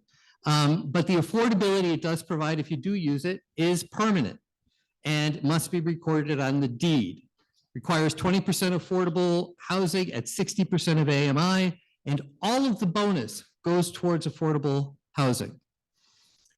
Existing inclusionary housing areas can provide affordable housing offsite. Oh, excellent. Oh, this is great. I am going to go back to the pictures because I think that this is important. Okay, so this, I pulled out, I unarchived the 2013 stuff, right? Which this was the proposal at the end of the Bloomberg administration to infill on Washington houses. You had a 500-foot building on both the southern part and the northern part. And essentially the zoning makes you do this if you want to put a building here. You can make a shorter building for sure, but if you want to use all the floor area, it encourages something like this. And so this is another view from Washington houses, what it looks like now. Angel.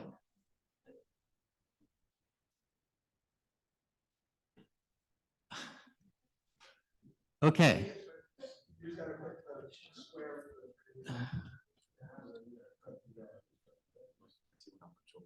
Okay, excellent. Okay, and so you'd have something like this. This is something that we were just doing this afternoon, so I probably would tweak it a little bit more.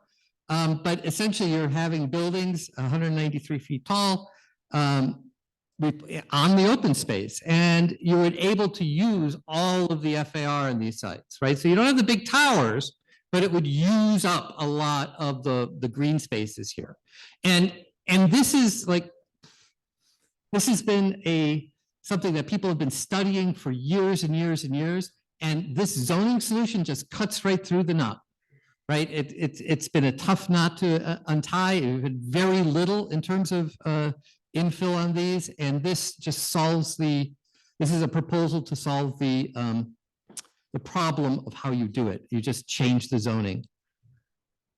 Okay, and then I think it's also important to say that, you know, during the East Harlem neighborhood planning process, we studied how much infill could theoretically go into NYCHA Estates. As we did this in 2015, and we found that there was capacity for about 6,000 additional units.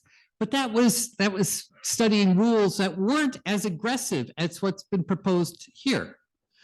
We're figuring that just on Washington houses alone, you could fit in another 3,000 units, just there with these new rules. This is a very dramatic, very, you know, I say City of Yes for housing opportunity changes everything. It really does. It's a very dramatic proposal. Okay. All right, let me jump ahead.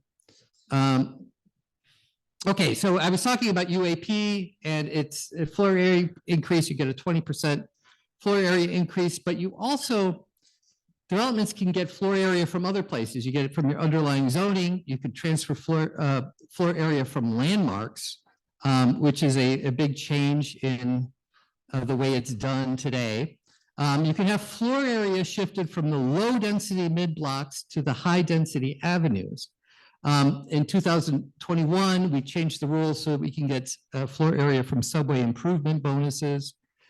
And there's a real question here, and I don't know the answer to, is that if developers can get floor area from other sources, like transfers from landmarks or subway improvement bonuses, will they actually use the universal affordability preference and produce any affordable housing? I don't know the answer to that question. They might, probably the specifics matter, But I don't know. And, I will summarize what I see as the policy rationale for City of Yes for housing opportunity. Regulations increase the cost and decrease the supply of housing. If you remove regulations, the market will respond by building substantial amounts of new housing. This new housing will create supply, which will decrease the cost of market rate housing, making New York City more affordable.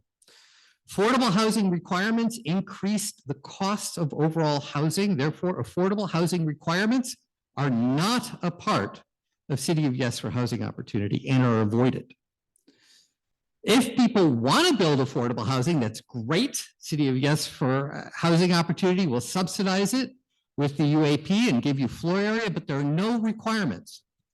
And then de Blasio, again, de Blasio era zoning policy generally focused on requiring affordable housing. And optional programs were not expanded during his term. And this is a departure from what we were just doing over the past 8 years prior to the Adams administration. And we should talk about this because in contrast, the 2016 East Harlem Neighborhood Plan prioritized developing and preserving rent-regulated housing. East Harlem Neighborhood Plan was all about rent-regulated housing and how to go broad and deep. And it did this by calling for mandatory inclusionary housing so that new developments would have at least some regulated housing, and then calling for 100% regulated housing on public sites.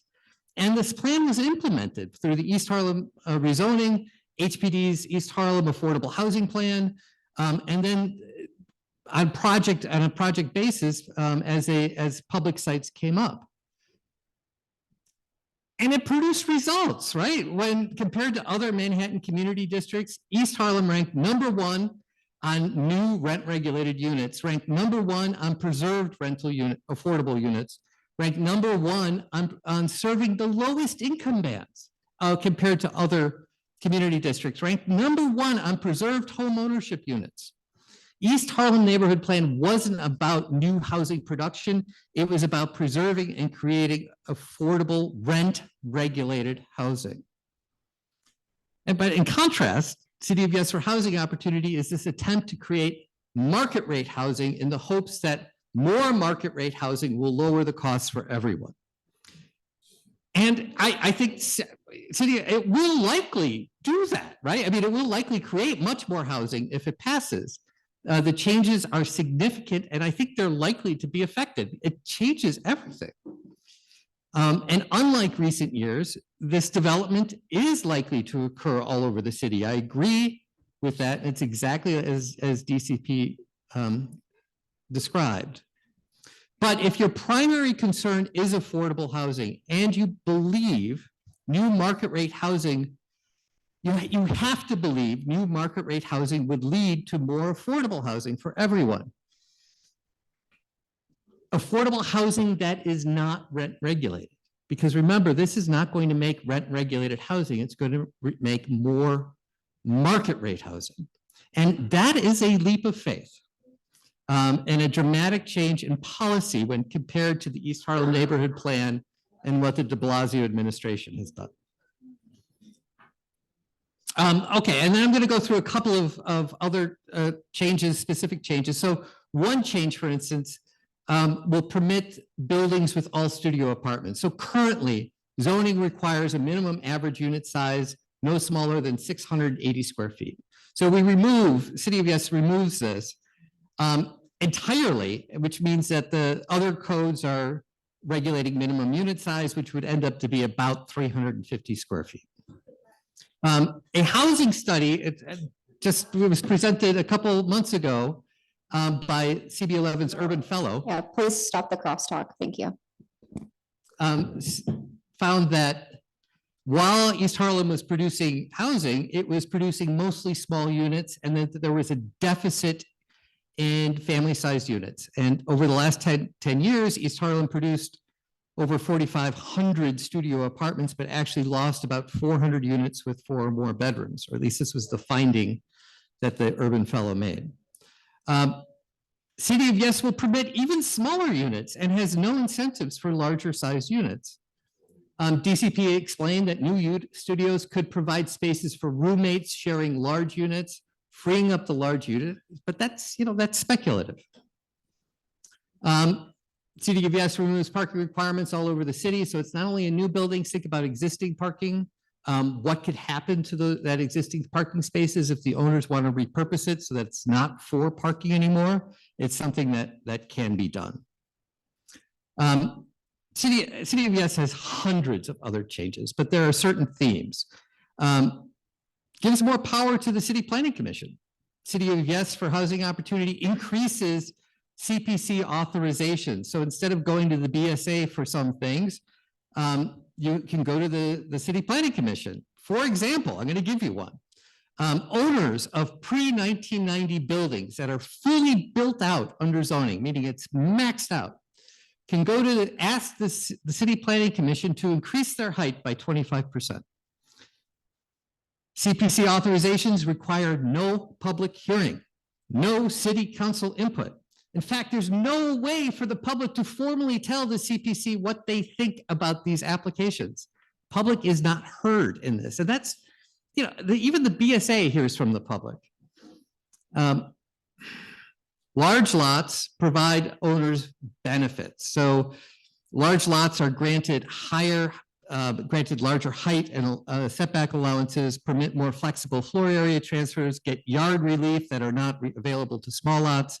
And so what you'll see is that this will be encouragement for zoning lot mergers so that individual owners can merge their lots together and they can all receive the benefit. City of Yes eliminates a lot of the custom zoning that applies to few places and makes zoning more uniform and simpler. But while simpler, there are more options, various height and setback configurations and floor area options to provide more flexibility and make development easier. I think after this is done, zoning will be hundreds of pages shorter than it is currently now. Finally, the lack of any affordability requirements, and it makes progressive New York City oddly passive when it comes to affordable housing, or at least in my perspective. I know that they talked about a lot of academic studies on this, but many jurisdictions require a small percentage of affordable housing, about 10% out of all new developments with no zoning bonuses or direct subsidies. We don't do that. But, radical places like Westchester County does that, right? If you do an apartment building in Westchester County, you have a requirement for 10% affordable housing, and there's no ifs, ands, or buts or bonuses. And when I asked about this, DCP explicitly rejected this idea because such mandates would slow down housing production, and more market rate housing means more affordability. If you believe the city is in a housing crisis, then City of Yes for Housing Opportunity might be part of the solution. But if you believe the city is in an affordability crisis, it's reasonable to ask questions about it. All right, next steps in the process. So again, as I said, it was referred out on the 26th. It started the process on May 8th. The chair has stated that they're accepting community board comments or recommendations until the 24th. The CPC will then hold a hearing, approve, modify, or deny the application in the fall. And then it'll go to city council where they can approve, modify, or deny the application. And it should be done no later than the end of the year. Listen, there's so much in here. I'm happy to get into details, like if folks want to get into it or in small groups, but that's all I have for you today.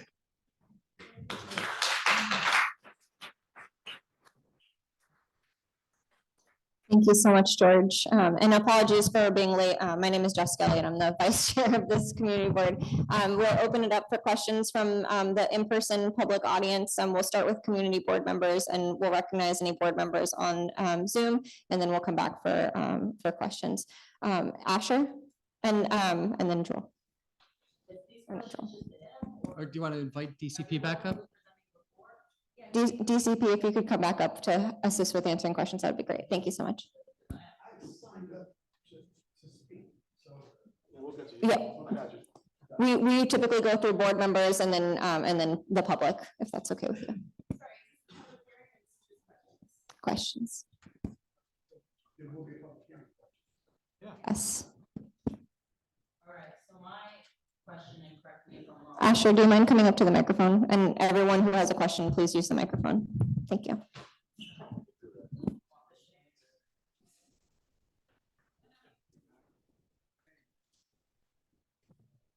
All right, a few questions, because from what I'm understanding about this, and correct me if I'm wrong, there's not much space for families within this. So am I understanding that correctly? So my question is, what is going to happen to the families there's a lot of families in shelters within this community. There's a lot of the newest New Yorkers who go to school in our district who are bused into this community, and they're trying to find housing. So how's this going to work? Because what I'm seeing right here is only people who get benefits as landlords. And then also what's going to happen with the parking? We don't have that much parking in this community. We're going to lose some of the parking garages within some of the buildings. So, yeah. I'll just very quickly. So there is no incentive for larger size units. But there's also no requirement for smaller units, right? This is a choice that's up to the developer as far as what they develop. If it is a HPD project, there are certain other rules that HPD will require regarding family size units, but most of this is about market rate housing, and that is a private decision to the developer. So if they get more benefits from the smaller housing, they're more likely to choose the smaller housing. Well, okay, so I mean, I've looked at this, just with some data, and I can tell you that like south of 96th Street, they don't do that. Developers build enormous apartment buildings, right? Enormous units with 2,000, 3,000. It's a building on 86th Street that's 5,500 square foot average per unit, right? But in East Harlem, the units are small. The new developments tend to bump up against 680 square feet, meaning that's the lowest they can go right now. And it's suggestive that they would go lower if they could. I don't know that for a fact, but it's suggestive. Yep, Asher, thank you. Thank you, George. DCP, do you have any responses to the question? Thank you for your question, Asher, and I think it echoes feedback we've gotten from other meetings we've done like this, talking about how our changes to dwelling unit factor and the feedback about wanting to more explicitly encourage family size units.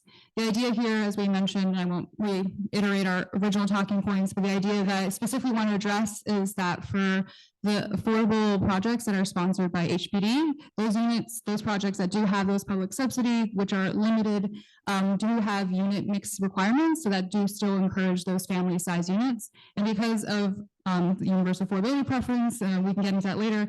The idea is that those buildings that are receiving these public subsidies can also be a bit bigger, which means that there are more of those units produced and more of these family size units as well. And I just also want to bigger picture, like for the low density proposals, which are focused on creating more opportunities for housing in our lower density neighborhoods that really haven't seen a lot of housing growth. This will create more like 2-family homes as well as small apartment buildings in those areas as well, which currently only really see single family homes, and arguably single family homes are the least affordable housing type available. I also want to highlight we think that the affordable housing that universal affordability preference will help foster really helps folks who use vouchers and have rental assistance benefits. As folks are probably aware, source income discrimination is a real problem in New York City, even though it's been made illegal since 2008. For a lot of voucher holders, these affordable housing units that are available through Housing Connect and that are created through the city are their best opportunity to use these vouchers because they're having a lot of trouble in the private market. So creating more opportunities for affordable housing also directly helps folks who have rental assistance benefits. I just want to clarify also that we are not making changes to existing parking. Existing parking will remain in place today. And the idea is that for existing parking, we want to, if someone wants to remove it, there still needs to go through a discretionary action process. There still needs to go to a review process. I see another hand. I don't know if you're doing follow up. Yeah, we'll let Asher have one more follow-up question, and then there's a lot of questions, so it's gonna take some time. If everyone could please be patient and limit the crosstalk, but so we can hear the responses to the questions. Asher, if you could just be as brief as possible. We have, I think, 5 or 6 other hands. Okay. My problem is the keyword is encourage. It's not required. So in theory, they could change these parking garages into something else. In theory, they could just make small family apartments. Like, because you're saying with HPD, there's certain like, you keep saying encourage. I want to know what's required. I'll speak to that quickly. So as mentioned, these are zoning text amendments. So really, this is all about facilitating and enabling the creation of more housing. For the affordability requirements that universal affordability preference has, like those are requirements. And those are actually mentioned, as George hopefully illustrated, those legal documents on the buildings, make sure those units are permanently affordable. So those are requirements. But for the rest, this is just one element of what's available for the city to address our housing crisis. And it's something that works in tandem with other programs the city has available to make those affordable housing projects more effective and help serve more New Yorkers. Is to remove one of the obstacles is this land use, the abstract zoning that gets in the way of making those projects more accessible and more beneficial. Thank you. We'll go to Beverly, and then we'll go to Michelle, and then David, and then Mark, and then Jessica. I gotta come on. Thank you. Thank you both for the presentation. In regards to what is the healthy vacancy rate for New York City? Because what I'm seeing that there's two issues that's here: affordability and more units. And more units, from what you're telling us, that would be produced from the city of Yes. The majority, and if I haven't heard any percentages, but the percentage, would you say that the percentage of the housing that will be built will be at least 70% market rate? Because each program that we've seen thus far, you're only getting at least 20% or maybe a little bit less of affordable housing, even if they are permanent. So you're making a whole lot more market rent properties throughout the city and not affordability. And not necessarily has it been proven, even through the data that's here, that more housing would relieve the rent burden that everybody is feeling, especially if you have more market rent property. But my question is, what is a healthy percentage of the vacancy rate for New York City? And does that, in the past, have shown that if you have a healthy vacancy rate, would there be more affordable housing in the neighborhood or anywhere? Affordability, so people don't rent burden. Thank you. Yeah, thank you for that question. I think for what exactly a healthy vacancy rate looks like, it's definitely not what we have right now, which is 1.4%. But what that really means from like a human picture perspective is like when you go and try to get an apartment, there's these long lines for open houses where your landlord can effectively just pick whoever is willing to put down a deposit that day, because there just simply aren't that many options. So the real focus here is about updating our zoning to create more options, more housing opportunities for New Yorkers, so that it can sort of balance that power between tenants and landlords. At the same time, I want to recognize that there is state regulations that require New York City to be in a housing emergency and maintain like a vacancy rate below 5% in order to keep our rent stabilization framework in place.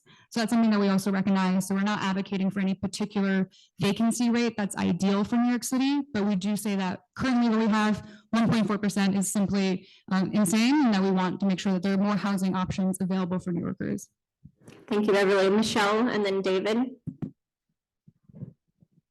Keep your questions and comments brief. Thank you. First of all, I wanted to find out, did you actually answer the question where what is the best percent so that we can move around to Beverly's question? What was that percentage? I didn't hear it. We can't advocate for a specific percentage. Okay. Because also recognizing that we need to maintain a certain low vacancy rate to keep rent-regulated units rent-regulated. So we want to tread that balance between creating more options while also making sure rent-regulated units can remain so. Okay, I just wanted to make sure. The universal affordability program. Is that something that those landlords would have in perpetuity? Like they get that building and they will get those bonuses forever? And if so, does that make sure, are they just encouraged to keep the 20, the 40 and the 80% in their apartment buildings, or are they mandated to keep that, to keep getting those bonuses? Because I really do not understand first of all, what would the bonuses be? What is the incentive for them to keep up with the UAP program? Thank you, Michelle.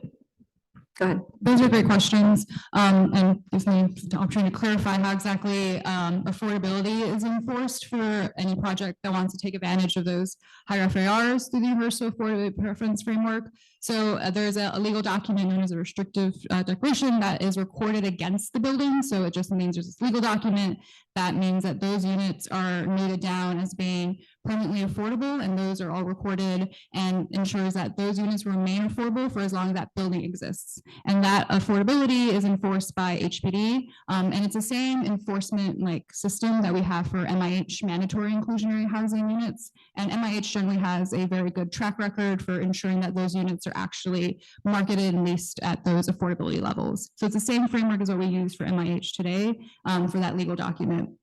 And for what incentive developers may have for taking advantage of the UAP bonus, this is just, as not to belabor the point, but zoning is one tool. So this is something that works in tandem with the state legislation. The state recently passed 485X. It's a tax incentive program that replaces a prior tax incentive program known as 421A. And 485X in many ways is an improvement on 421A. Essentially, it means that there is this tax incentive to do affordable housing, and the FAR, the density bonus that UAP provides, means that developers will likely take advantage of that framework as well to build slightly bigger and reach those deeper affordability levels that UAP requires. And I want to just clarify why 485X is an improvement on 421A. As many folks who are reading the news, 421A, you could build units at 130% AMI, and that would be affordable, which is obviously really out of step with a lot of actual New Yorkers' incomes. 485X, which is deeper affordability levels, roughly around 80% AMI, which is a lot better. And also those units are permanently affordable as well. 421A affordable units expire once the benefit expires, but 485X are permanently affordable as well for those units that are recorded as income restricted. So just sorry. David, and then Mark, and then Jessica. Please keep your questions. Good evening. So I've been attending board meetings for about 19 years. I've been on the board since 2009, and I've always gotten a little leery when I always hear that AMI, and you talked about AMI of 83,000 for a family of 3. So my first question is, do you know what the average income is in East Harlem for a family of 3? Do you? Yeah, it's a little lower. Right, so here we are talking about affordable for a family of 3 that needs to make $83,000. Who are they talking about in this community? See, and this is where we always go into what's affordable and what is AMI based on. And when I first heard this whole thing of AMI 19 years ago, I was the center director at East Harlem Center. And they said you had to make $70,000, and they used a social worker. I'm a social worker.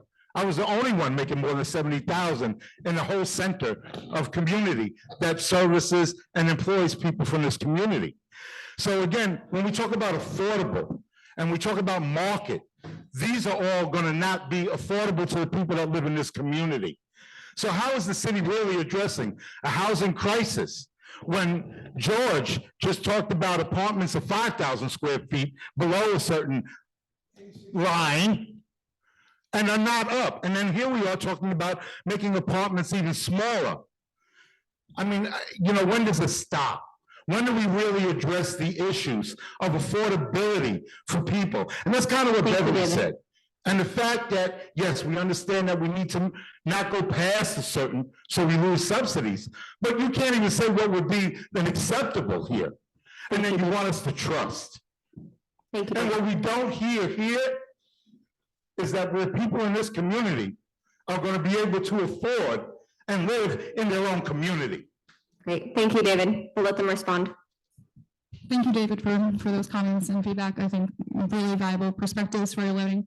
Definitely recognize how this AMI affordability level is really out of step with actual New Yorkers' incomes. It's an affordability measure that's, I'm sure everyone here is very familiar with, that is created by the federal government, Housing and Urban Development. And we use this metric so that different government programs at the federal, state, and local level can work together. I know that's not a really satisfying answer, but that's just how we use AMI so that these programs can talk to each other, so that these state tax incentive programs, for instance, can work at a local level. That's it. I just want to uplift. There is some movement at the federal level. There are some federal electeds that are trying to propose ways to update how AMIs are calculated. So if that's of interest, would recommend you all talk to your federal reps. And I also want to note that the reason AMIs are so high is because they reflect how high our market rate rents are in New York City. AMI levels are high in high cost housing areas, and New York City is probably the number one. George. Market rents in the city. Yep. Thank you, David. George is going to respond as well. Okay. And this is for us board members. Yep. We have to thank George, because none of us would understand any of this. Yep. How many Thank of you, us George. really understand this? Raise your hands. That's less than half. That's about a third. Thank you, George. Thank you, David. George? If I may. So David, the one thing I would like to say is that the AMI discussion is important, but it's really not so relevant to this proposal, because this proposal only has one component, which would create any rent regulated housing. The rest of it is all market rate, and AMIs do not apply. And so right before I came here, I went and I checked I had a picture of the Monterey, which is a rental building in the south part of the district. I went and I looked and see how much the rents were there at the Monterey. And it's on between 96th and 97th Street. It's $6,200 a month for a 2-bedroom, 1-bathroom apartment, right? And so if you're having a supply side solution, meaning, oh, maybe if we build enough housing, we'll get the rents to drop 20%, right? To $5,000 a month. You understand what I'm saying? Is that, yeah, maybe that could happen, but who does it help, right? Who does that help? Thank you, George. I think we were going to Mark and then Jessica, and then I saw a couple other hands. Thanks, Amy. Hi, obviously a tremendous amount of study has gone into these proposals. So I would like to see what it is that the outcome is going to be of this in your modeling, right? It sounded like what George described were tenement housing being put on the open spaces in NYCHA campuses. But you have to know where you think the additional 500,000 units across the city are going to be built and how big they're going to be and where they're going to be. If you don't have that modeling, then I don't understand how you think this is just going to work. And if you have 500,000 more units of housing, do we have more than 500,000 people looking for housing? Because then the demand is still going to be higher than the supply, and you're not going to bring the prices down. So where's all the modeling of the outcomes? Not the hopes of what the outcomes will be, but the actual predicted outcomes. And can we see maps and drawings and pictures of what the housing impact will be on our community? Because that's what you got to be presenting to us, not theory. I want to see what you're actually saying is going to happen. Thank you. Yeah, thank you for that question. So as part of the CES for Housing Opportunity Tax Amendment, we do have to do an environmental review process. We have an environmental impact statement. It's the most comprehensive form of environmental review that city planning does. And as part of that, for estimates for about how many units we think that this tax amendment will help facilitate over the 15-year build year that we're looking at, it ranges based on factors like market shrink, but on the low end ranges from 58,000 units to roughly 100,000 units.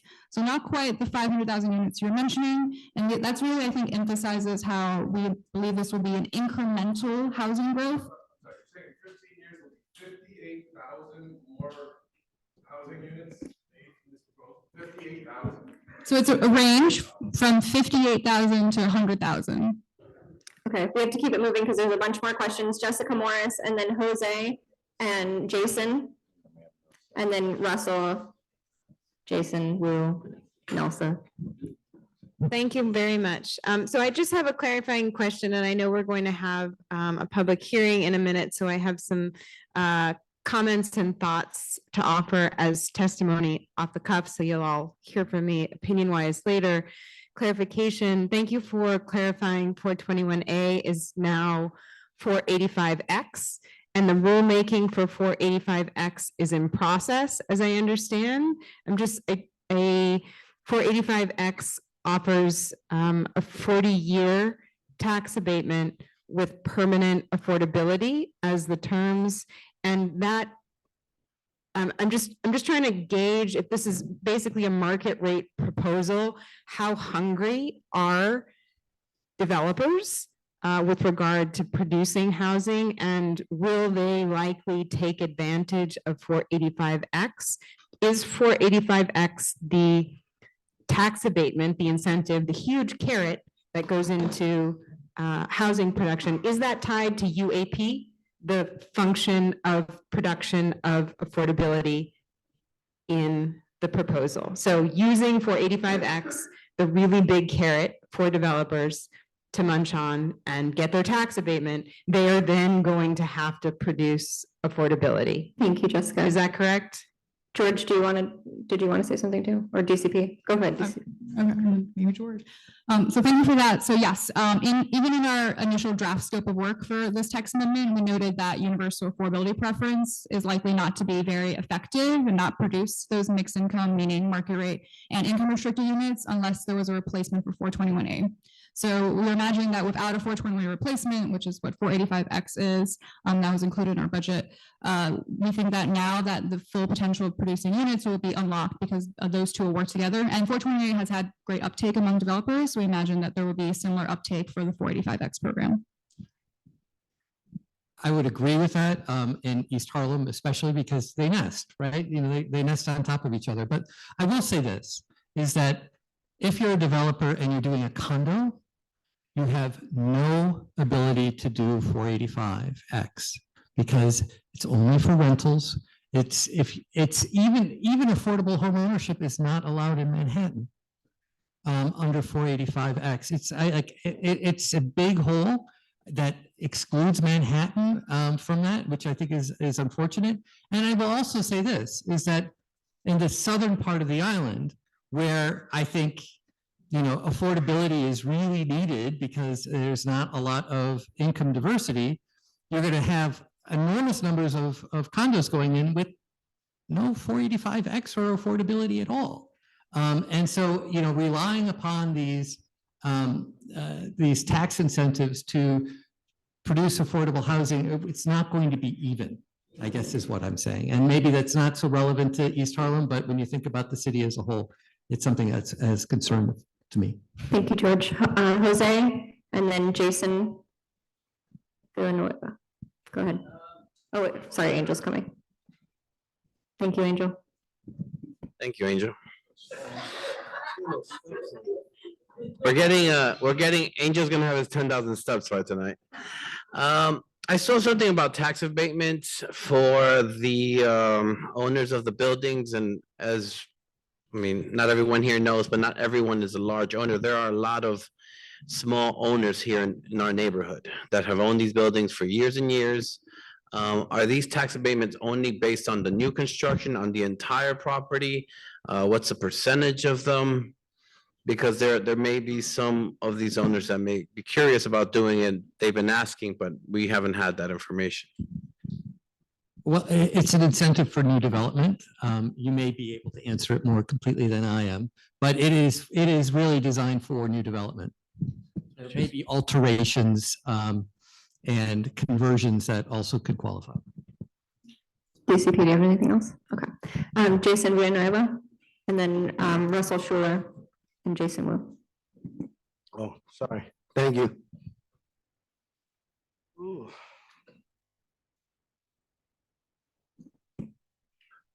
All these questions are with DCP. Did you receive the 52 questions submitted by the Land Use Committee? Yes, Do you have a timeline as to when we'll receive those answers? by next week.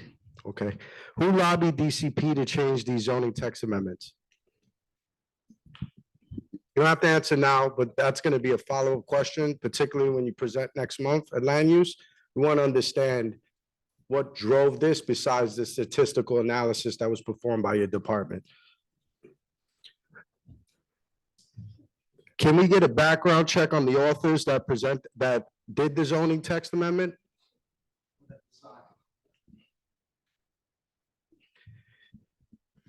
So you would like a background check on our zoning division? On your authors, because we're constantly told about the authors, which we kind of forewarned the challenges. We weren't too concerned with echo and carbon, but we pretty much forewarned DCP, given the concern of stock of housing and affordable housing being this community's district's #1 need. We just want to ensure that the individuals that were a part of this process were thinking about some of the concerns that we're bringing up today.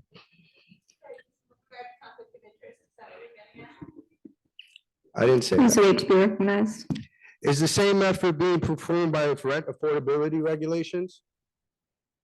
Is the same what being performed for? Is this same effort that's being done for the housing stock, is it, and this isn't a question that necessarily you can answer today, but again, it's something that we have the mayor's office also present. It's for the electeds, right? We're concerned and we want to ensure that these concerns are being addressed while we're looking at this proposal. The last piece, it's more of a statement, and it's to the mayor's office that is present. I hope will advise Mayor Adams to what minority and disenfranchised communities are concerned with the city of Yes housing proposal. Thank you. DCP? Yeah, I'm just going to reiterate some points that I feel like we probably disagree on, but the idea really here is that for the zoning, this is something that is ideas that will foster for more housing in a longer time scale. So that's the real focus, that we're trying to address the root causes of our housing unaffordability and our lack of affordable housing is by updating the zoning to allow for more opportunities for housing. But this is like not meant to be an overnight solution by any means. This is meant to be something in place to help create more housing over time. Thank you. Russell Schuler, and then Jason Wu, and then Nelson Orama. Okay, and then our new community board member, and John. At first, I don't serve on the land use or housing or all those committees. And I want to talk about this, what we are talking about without talking about is quality of life. We're talking about at the expense of building all this new housing and living in matchboxes. We're talking about families not having an ability to grow. So whoever can afford, we are not talking about who lives in our community. I talk about one Harlem, whether it's East Harlem, Central Harlem, or West Harlem, who resides here. I'm a lifer here. So we have our families who are not a part of this conversation. We're talking about gentrification, those that can afford to move here. We're talking about building a massive number of apartments, but we're talking about tiny apartments. I don't even think these should be even considered.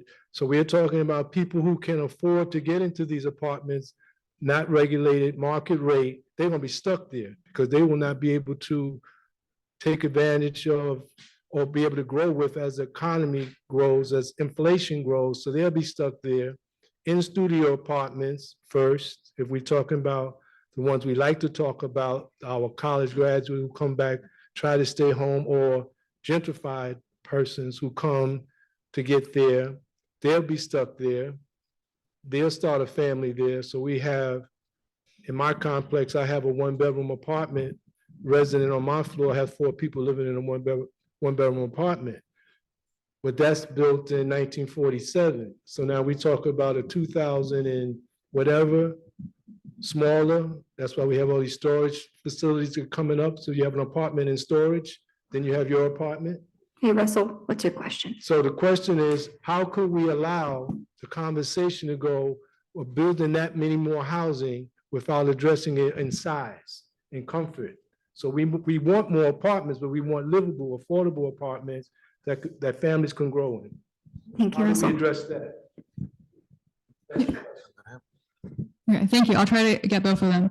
I think you're really uplifting how our current housing market has really forced people into these overcrowded situations and having no options to really move around for when they want to like expand or change neighborhoods or stay in a neighborhood or switch apartments. For example, when we looked at the housing vacancy survey, looked at what kinds of households were able to switch apartments in the last 3 years, and we find that white affluent households were the most likely to move among renter households in the last 3 years. That speaks to how really this is an issue for like you need means to be able to really afford to move and have access to housing options in our current housing market, because there simply just aren't enough housing available, particularly affordable housing, and this is disproportionately impacts low-income New Yorkers as well as communities of colors, of course. I think for the idea here is that we're taking this multi-pronged approach of like creating more opportunities for different housing types.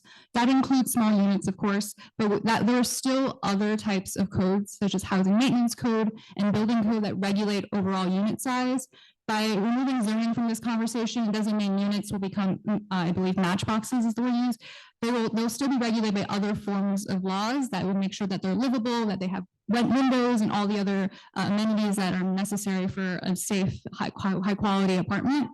Really, the idea here is that creating more opportunities for housing, such as small units, shared units, or in our lower density neighborhoods, creating more room for housing there as well. Through these multi-pronged approach, we can create more housing so people can move if they want to, or stay in their neighborhood if they want to. Thank you. We're going to recognize 2 more board members, and then the remaining board members, if you could please attend land use, Jason Wu, and then Nilsa. Oh, okay.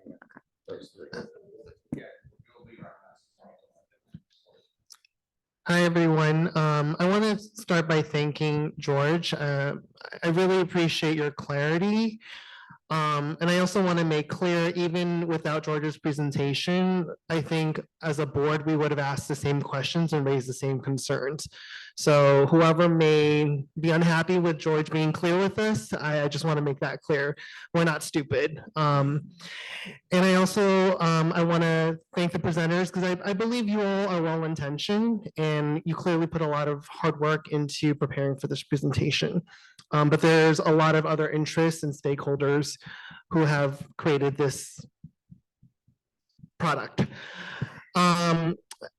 I'm also extremely proud of our board. I think we're speaking with a unified voice, and I'm extremely, extremely proud of us. I want to underscore the affordability issue. That is the issue. I won't restate what's already been stated. The other point that I want to make is specifically on NYCHA infill. I think sometimes, you know, our community and our community board would characterize as anti-development. That's not necessarily the case. And so, you know, we get characterized as irrational, unreasonable. We just shoot every project down. That's not what we were talking about. We appreciate options. There is a need for middle, you know, income and moderate income housing in our communities as well. But I think for NYCHA specifically, you know, for some of the current developments that we could potentially create an influx of thousands of units of market housing. What does that do to a neighborhood? What does that do to the political power of our district? When you're bringing thousands and thousands of people gentrifying this community, and then you're taking green space, right? Our public housing residents, they deserve green space. Our community deserves green space. We know that in East Harlem, we have higher temperatures because of a lack of trees. And then we're talking about further taking that away. Thank you, Jason. So I think that I think specifically for public housing for NYCHA infill, there absolutely has to be an affordable housing requirement. Thank you, Jason. DCP? Answer the question. Thank you. We just want to keep it moving along. I know we want to get to the public session. This is our second to last question. Thanks for the question, Jason. So just to clarify, for the campus proposal, it doesn't supersede any of the NYCHA resident engagement process for infill developments. If an infill project is being discussed for a NYCHA campus, residents and NYCHA will still, you know, discuss whether or not what affordability looks like for that project. That process is not affected at all by the zoning text change. We're just saying that if there's an agreement that zoning shouldn't stand in the way for those projects from happening. I also want to underscore that NYCHA campuses are not the only type of campus. Campus refers to any site that's over 1.5 acres that are sort of large. This is something that we've been working with faith-based organizations on in particular, who have larger lots so that meet this size requirement, and they've expressed interest of using some of the land on their sites to build housing. So this is something that we're working for with these faith-based organizations as well, for trying to see how we can update the zone and allow for these opportunities for more housing.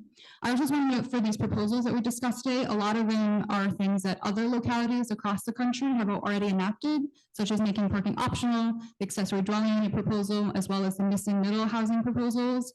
Those are things that other cities across the country have already done. So New York City has been behind the curve about updating our zoning and our planning policies to create more opportunities for housing. So I just want to say that these proposals are really familiar if you go anywhere across the country, that they've done this too in their different city planning agencies as well.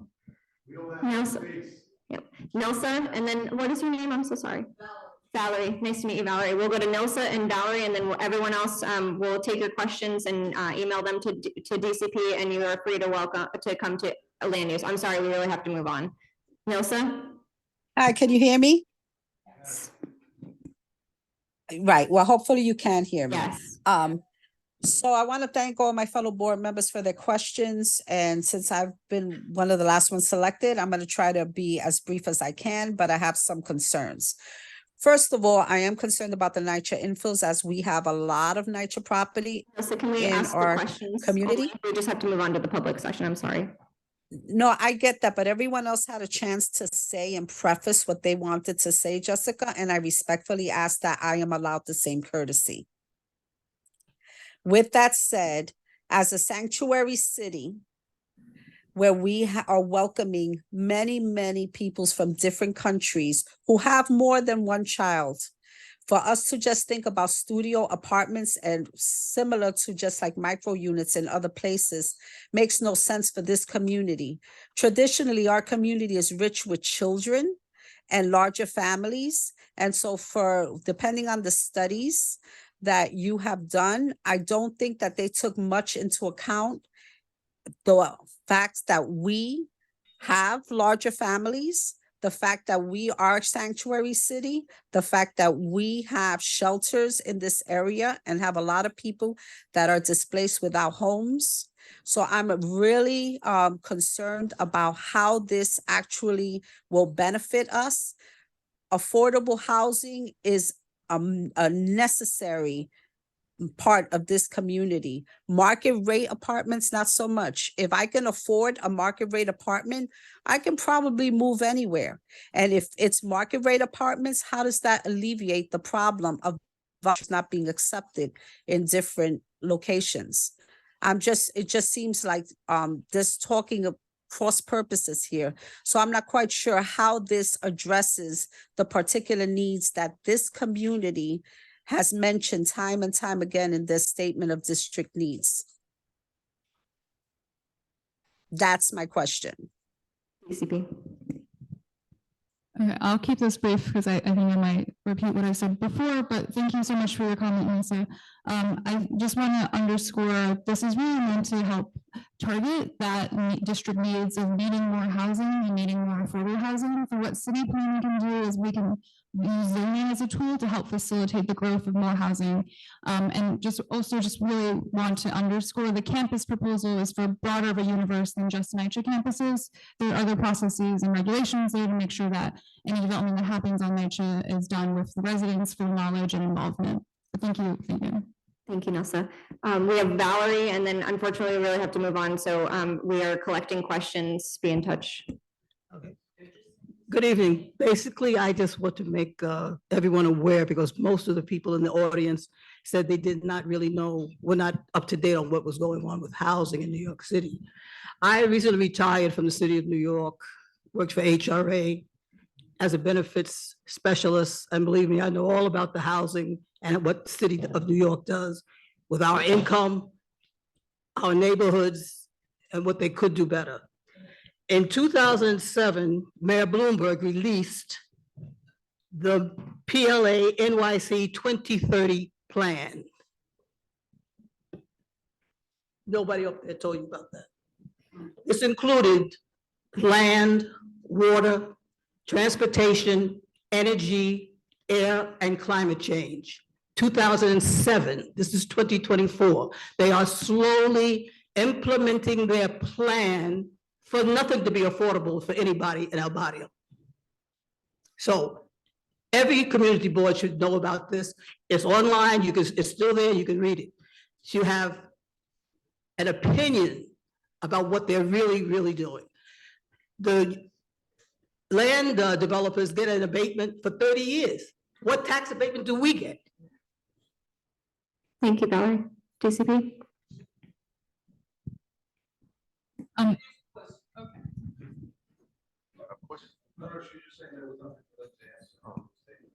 Okay, all right, thank you. We will move on to the public session. All right. Thank you, everyone. We now have the public hearing. That's where, and I appreciate everyone's questions. I apologize, I had to step out. I had an event at another housing complex where they wanted me to present. It was scheduled 3 months ago when we previously had our calendar set for next Tuesday. So typically we recommend for everyone to ask questions, not statements. So again, as a reminder, thank you to DCP and George James for being here. We know this is not an easy lift to everyone here. Now we'll entertain the public hearing session. First up, we have, and again, this does not close out your questions. I recommend you to provide the questions. We have a great relationship with George. He is very good at drawing it out in crayon that my 7-year-old could understand it. So that's why he's with us, and he is supportive of our objectives. So let me go here. We have first up, Julius. Tajadine, thank you very much, Julius. You have your 3 minutes. And I'm the founder of the Preserve Harlem's Legacy Movement. I want to preface my statement with some clarification on some things. Gentrification is a noun. A noun is a person, place, thing, or condition. So this condition of gentrification is a condition that's brought about by the aid of government. The AMI today is $138,000 for a family of 3. Last year, it was $127,000. 5 years from now, it could very well be $200,000. Many projects don't want parking, and in fact, developers quite frequently get a waiver for that requirement. We don't need residential in every area of the city. We will have a dirty, cluttered city. ADUs cannot be Airbnb situations, and that there's no oversight on that.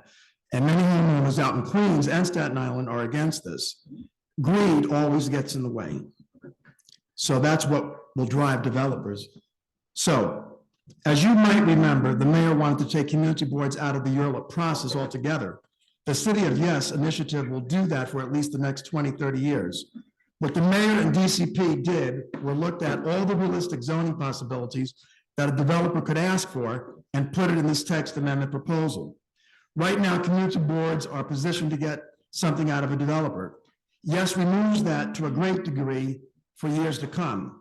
And when the city wants the least resistance, it always puts in their grand initiatives during a time when many people are away, like now. Most of the public hearings will take place in the summer. This is a grand gentrification scheme. It takes away the potential of income-targeted housing, which is the development of housing geared towards the real income bands in a given community. Furthermore, in this Yes initiative, the city has put the federal AMI in place.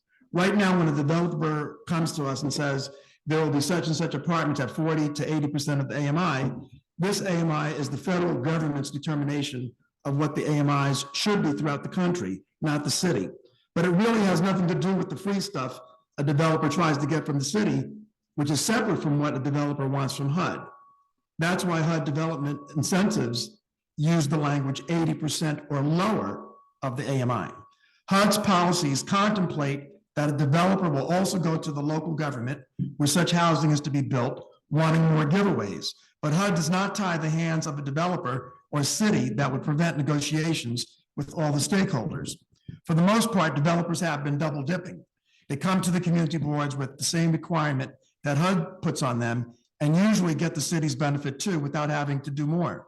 And while it's true that many developers don't succeed in qualifying for HUD's tax credit programs, nor do they even apply, they all continue to use the sliding federal AMI formula along with the aid of their government benefactors, blame it on Congress, saying, we don't control the AMI, only Congress can change it. But in truth, we never have to hear about HUD's AMI unless the developer is in a HUD housing program. Can I just finish one paragraph? And even then, can I?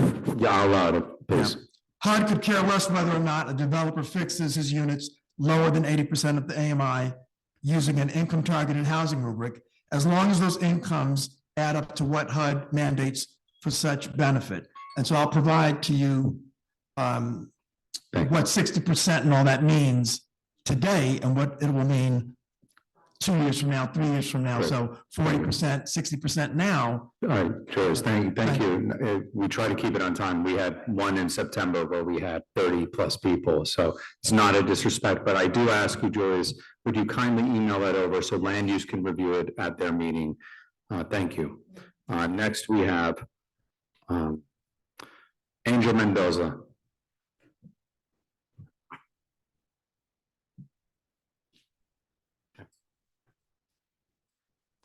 And then last registered person will be Jessica Morris. Good evening, everyone. Go My ahead, name 3 is minutes. Angel Mendoza, and like you guys, I'm a resident of East Harlem. I wanted to voice my support for City of Yes for Housing Opportunity proposal. We are facing an affordable housing crisis in our city, and I believe this proposal can achieve its stated goal, making sure we create a little bit of housing everywhere, rather than forcing 1 or 2 neighborhoods to bear the brunt of development, as Winnie has said earlier. This proposal would increase supply, create new ways to make housing more affordable, and unlock units for letting supply and demand tell us how much parking is needed to be built. What I've learned today as a concerned resident is that the current proposal is missing some strong teeth, but the proposal they give us gives us a strong foundation to do more. If this proposal were to pass, it would make it easier to find housing in our neighborhoods that I can afford to live in, and be a big step towards solving our housing crisis. Thank you. Thank you. And then we'll conclude our public hearing.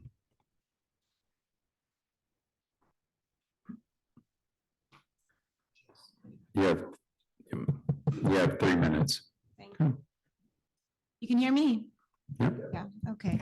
So I did not prepare remarks, and I applaud those who are more formal than I am. But I do want to take the opportunity to address you all. Jessica Morris, I've been a board member for some time. Some of you know me, new members don't. I'm white. I live in East Harlem, and I've lived here for a decade. I live in a rent-regulated unit, and the fact that I live in a rent-regulated unit is the only reason I have not been evicted. So with that being said, I'm here tonight to suggest a couple of ways of thinking about this, because it's a lot to think about. And the fact that federal AMI is on the table, we should take that up and advocate. 51 seconds, so 2 minutes here. One, I think we can vote yes, we can vote no. We can vote yes with conditions, we can vote no with conditions. Conditions are our way to exercise our voice in the ULURP process that will then be taken up by council to make DCP's proposal better. So I urge us to consider what our conditions are, whether we get to yes or whether we stick with no. So it doesn't matter what are our conditions. I think we have strong positions. I'd just like to say that,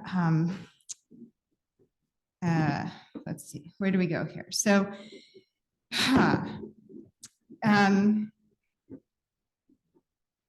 making things pencil out in development speak is something that we know is a lame excuse for not enough affordability.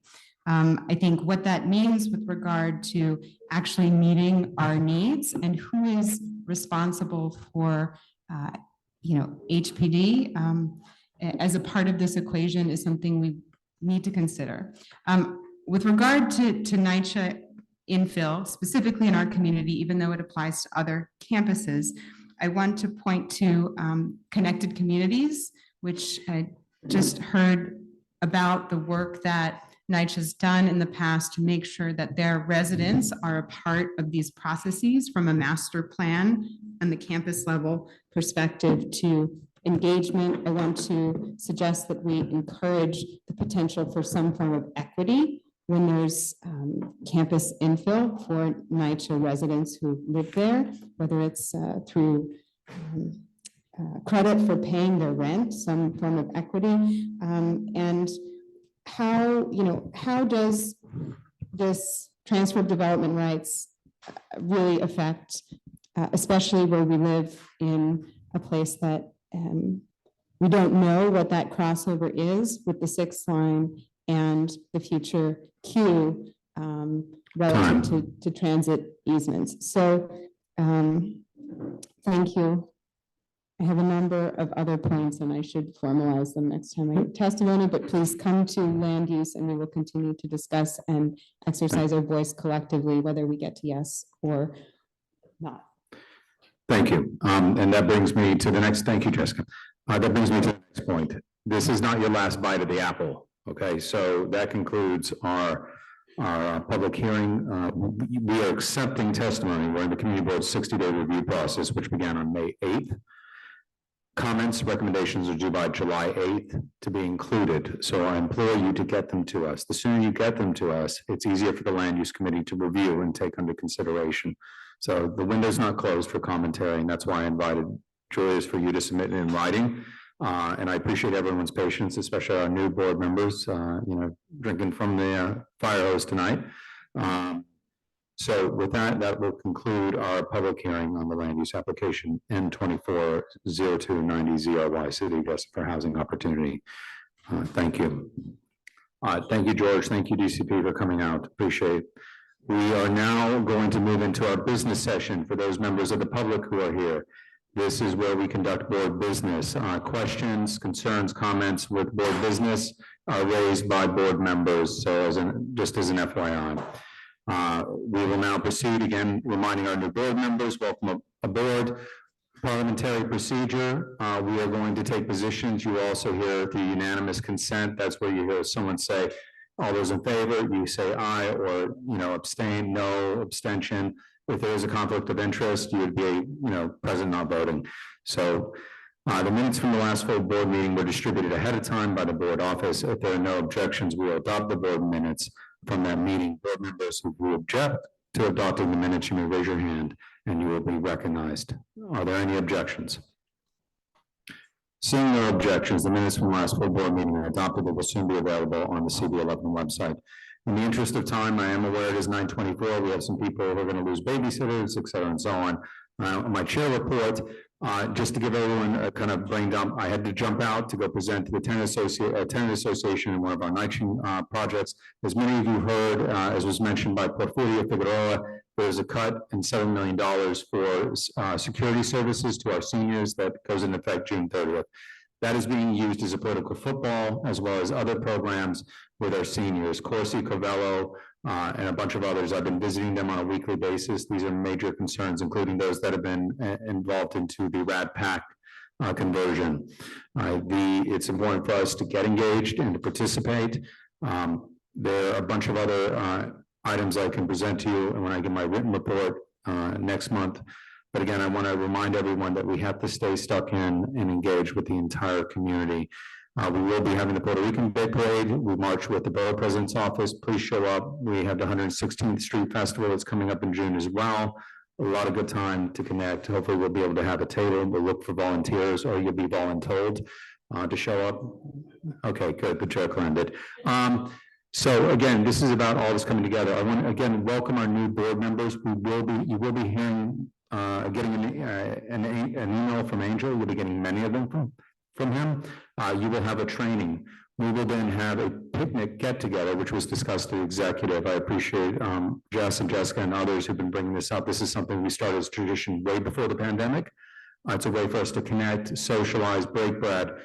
We've done in the years past on 101st, which is a prime example of our board's efforts and work, both short, mid, and long term as well. But we like to move it around. So plan sometime after the 4th of July, because I know June is right upon us. And it'll be on a weekend, most likely. And so with that, I'm going to keep it brief. That concludes my chair report for right now. There's a ton of other events I go to, borough board, et cetera. And you'll hear more about that next month. So thank you. I'll pass it along to Angel.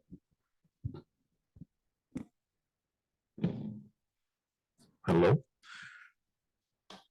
Okay, just to start off, especially since we have new members, the tech issues that we had this evening are not how we typically do meetings. Those are all my mistake. I take responsibility for that, and I'm sorry. I'm glad that you were able to hear from George and DCP regarding the information for the public hearing. As was stated earlier, this the City of Yes for Housing Opportunity presentation, full presentation, not the abbreviated one you got this evening, was presented to our Land Use Committee during its May meeting, the recording of which is available on our website. I encourage you to view the recording when you have an opportunity. Also, a copy of the slide deck from that presentation is also available there, as well as the land use application materials for that proposal. It's a lot to digest. As city planning referenced earlier, they've provided a couple of illustrative guides that are kind of an easy way into the proposal before diving into the deeper end where it gets more complex. I encourage you to go there. I know we all have lots of opinions kind of right off the presentation, but sometimes it's not sometimes, it's always good to get very informed before reaching your final decision and opinion on proposals such as that. So the Land Use Committee will continue its discussion at its next meeting on June 12th, and they will vote on a recommendation to the full board that the full board will then consider for ratification on June 25th. That's the schedule. Public testimony for those that were unable to testify this evening. Written testimony will be accepted at the board's general inbox, mn11scb.nyc.gov, or in person at the board office until 5 p.m. on June 10th. That testimony will then be forwarded to the Land Use Committee for consideration as it formulates its recommendation to the full board. I wanted to thank Jerry Gallagher and the AV team here at the Museum of the City of New York. I made a big boo-boo with regards to the videographer, and they, hustled to do something for us so that we could, still have a technical hybrid meeting. So I'm very much appreciative of their efforts this evening. Then what was my other thing? Oh yeah, this coming Monday, the board office will be closed, thank goodness, for Memorial Day. Yeah, I think I need it. And something that we've been after for a while, and the Land Use Committee, has really been pushing on and asked HPD directly for, is a training on affordable housing financing. So we've scheduled it for Thursday, June 27th at 6:30 p.m. We're still trying to secure a location. As soon as I get one, hopefully by end of the week, we'll circulate that. We'll also circulate a flyer that we hope we can count on our board members to circulate. This will be a publicly accessible event. And the topic of housing financing, like I've been working here 14 years, I've gone through a lot of you guys. And it's very difficult, right? Especially if you don't do it for a living. And there are certain things that, our opinions about, how things are financed, I think sometimes blur blur from us being able to understand how it is that things work. I'm not trying to be cruel or judgmental with that. It's just kind of the fact. There's a lot of harshness in the reality of affordable housing financing, but it's important to know what it is so then you can attack how to, improve it or make proposals that improve on how it's applied. So I want to encourage you to attend that training on the 27th. And one last thing, for those of you that do podcasts, I referenced this in the Land Use Committee meeting, and I'll circulate it to the members of the committee on, I think it was, whatever it was, in May 10th. The Brian Lehrer Show, right, on public radio, had folks from the Community Service Society come and speak about about AMI. And it was a very good discussion. I think it went about half an hour. And it just speaks to the facts of what AMI is versus what, we all think it should be, right? So I'm gonna circulate to the entire membership a link to that recording. It's available on the, public radio, I forget what the hell they're called. I forget the call letters, but I'll circulate it, whatever it is, WNEW or something. Showing my WNYC, there you go, or WBLS. That was for Russell. So I'll circulate that, and I encourage you to listen to it. It's actually quite informative. It's frustrating, but it's very informative. And that concludes my report. Thank you. We don't have a vice chair report and the treasurer's not here. Secretary, do you? I just wanted to also say welcome to the new board members and encourage you to visit the Community Board 11 website for information and resources. Also, please try to attend the weekly committee meetings in person or Zoom. The full calendar is in the website, and also I printed it out and it's in the front outside. All community board members are required to attend in person.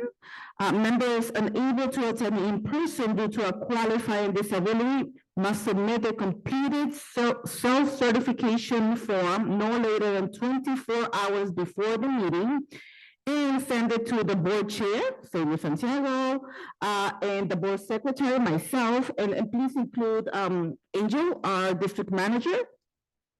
Also, board members who cannot attend, again, I already repeated myself, sorry about that, and include the vice chair, please, too. And if you cannot attend your committee meetings, please include your chair committee so they can know everything of what's going on. And then next month, I'll have a more in-detail report. That's it, thank you. Thank you, everyone. That concludes our officers' reports. We'll now move on to our committee reports and action items, and we'll try to keep things moving along. Licenses and permits, Adam Bria. In the spirit of moving it along, since you're going to probably read them again for both and everything straightforward, you just want to read them and I can answer any questions that were asked. I can do that. I know what you're gonna do. Yeah, go ahead and come up, introduce yourself, go through them, and I will just literally, I'm not gonna read them all back in. Thank you.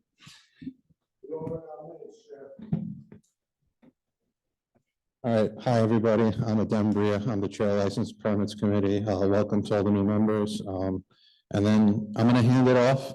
I will say so that, and generally speaking, if something is denied, and there's no comment on it, it's either because the applicant for a new license or a new shoe activity did not come to our meeting, or because documents were missing that we require.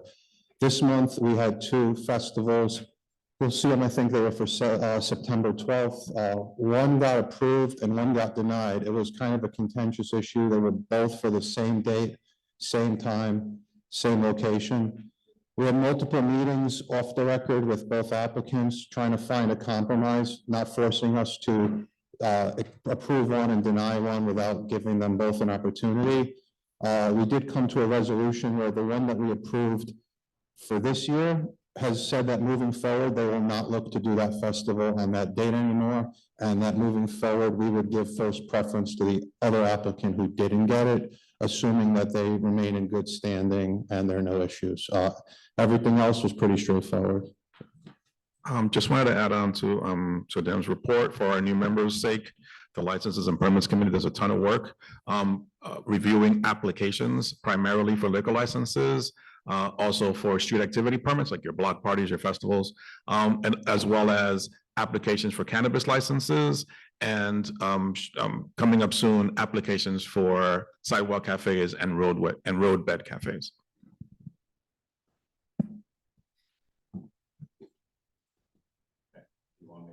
Yeah, I figured we just do it once. All right, so again, what we're going to do here for everyone's understanding, we're going to bundle them all rather than voting on each individual one. So that's, I'm just going to, for the record, we had one was a new application for Leon Restaurant Group located at 1697 Lexington Avenue. It's the corner of 106th Street. Number 2, and that was approved. And number 2 was approved, JTS Way LLC, full liquor license at 2241 First Avenue, New York, New York. and 115th Street, recommended approve. 3 was a denial, Tepeyac Tacos Corp. Was a new application at 1505 Lexington Avenue, 97th Street. Committee recommends the application be denied. 4, 322 Bar LLC, doing business as Play Bar NYC, new application full liquor license, located on First Avenue, and it's 332 East 116th Street. Recommendation was approval. Number 5 is ENYC Restaurant Group LLC. It's a renewal license, so number 3222492. The committee recommends the application be approved. 6 is D Callejon Corp. Doing business as El Callejon, which was a renewal application license number 0340-22-104380. Recommends it to be denied. And number 7 is Guajillo Restaurant Corp. Doing business Guajillo Restaurants, renewal application number 0340-22-114221, located where is it? 2277 First Avenue, 117th Street was approved. Moving on to our museum mile, is number 8, is number 749-088. That was approved. For the record, it'll be on June 18th. Flipping over, number 9 is Mount Sinai Green Market, Wednesday, number 775409.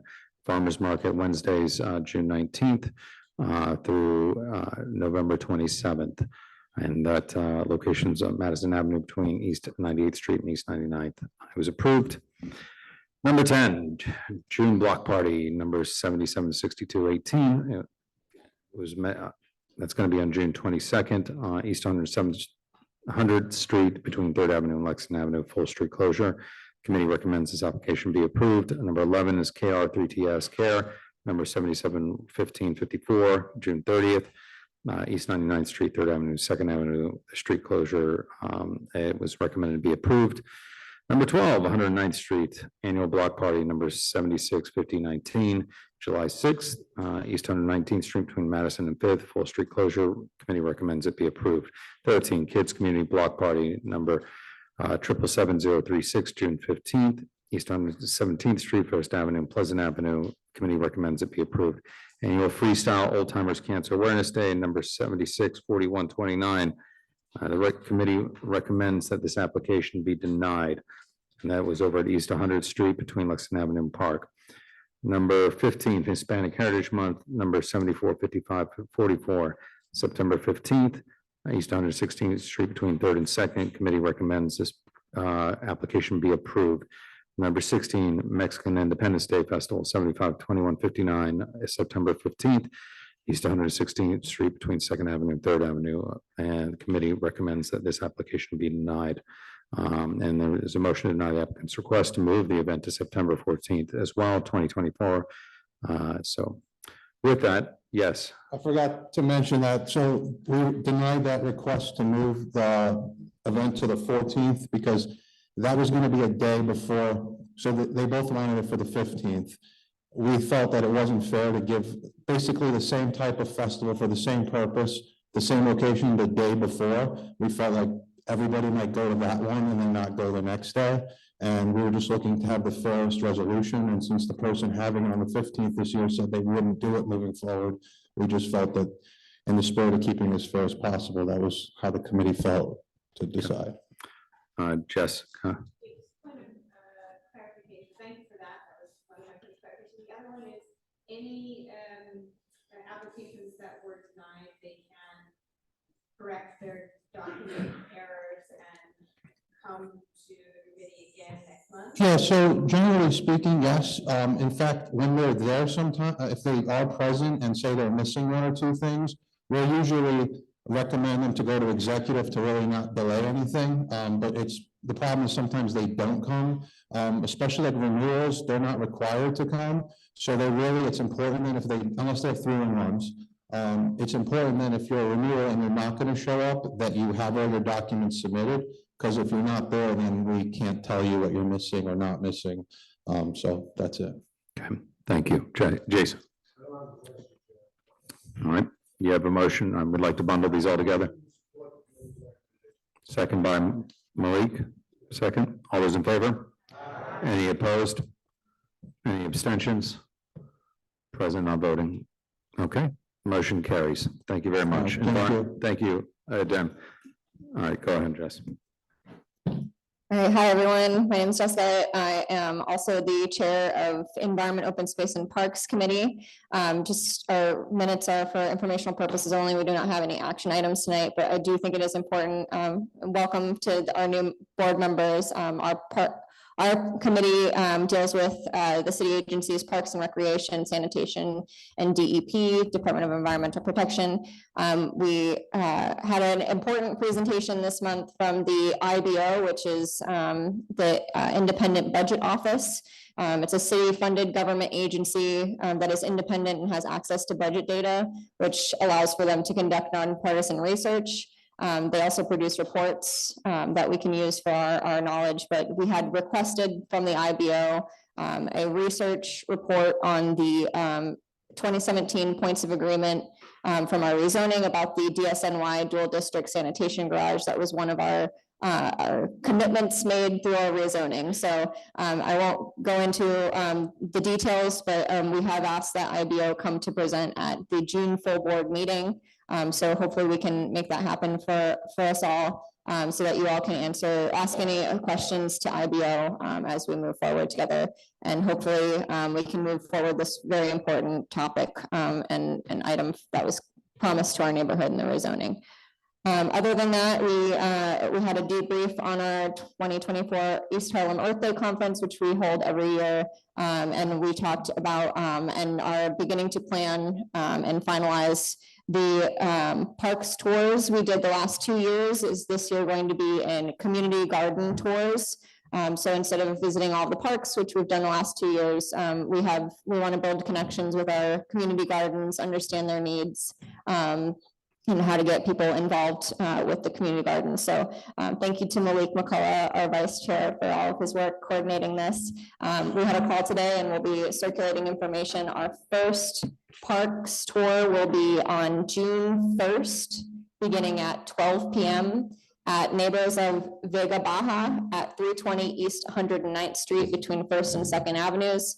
And we'll visit 5 gardens over the course of that day. And then we'll be doing every other weekend consistently, and we'll provide those updates via email and on the community board newsletter. And that'll be open obviously to all of our community board members, but also members of the public. So please join us and learn about your community gardens.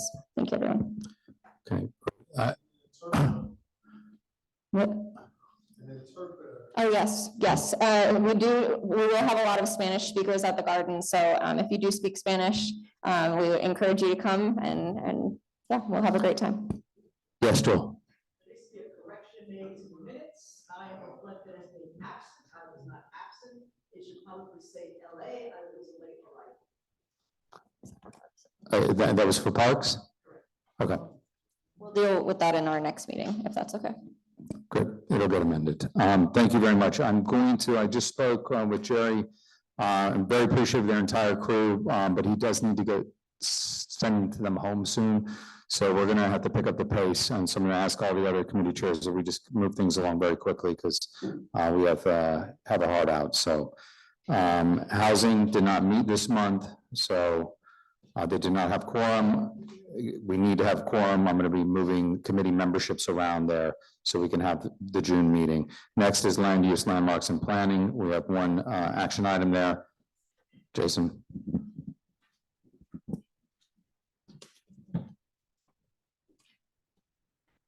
Good evening, from New Jersey. I'm the chair for land use, landmarks preservation. The New York City Department of City Planning. I'm sorry. All right, apologies. So I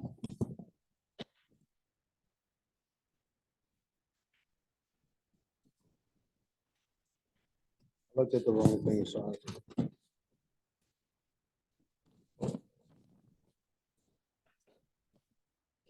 The rest of the meeting will be for informational purposes only.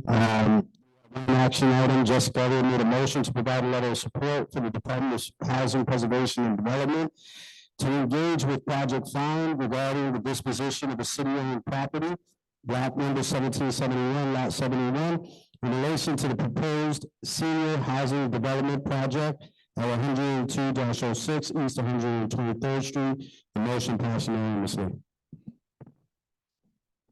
Questions?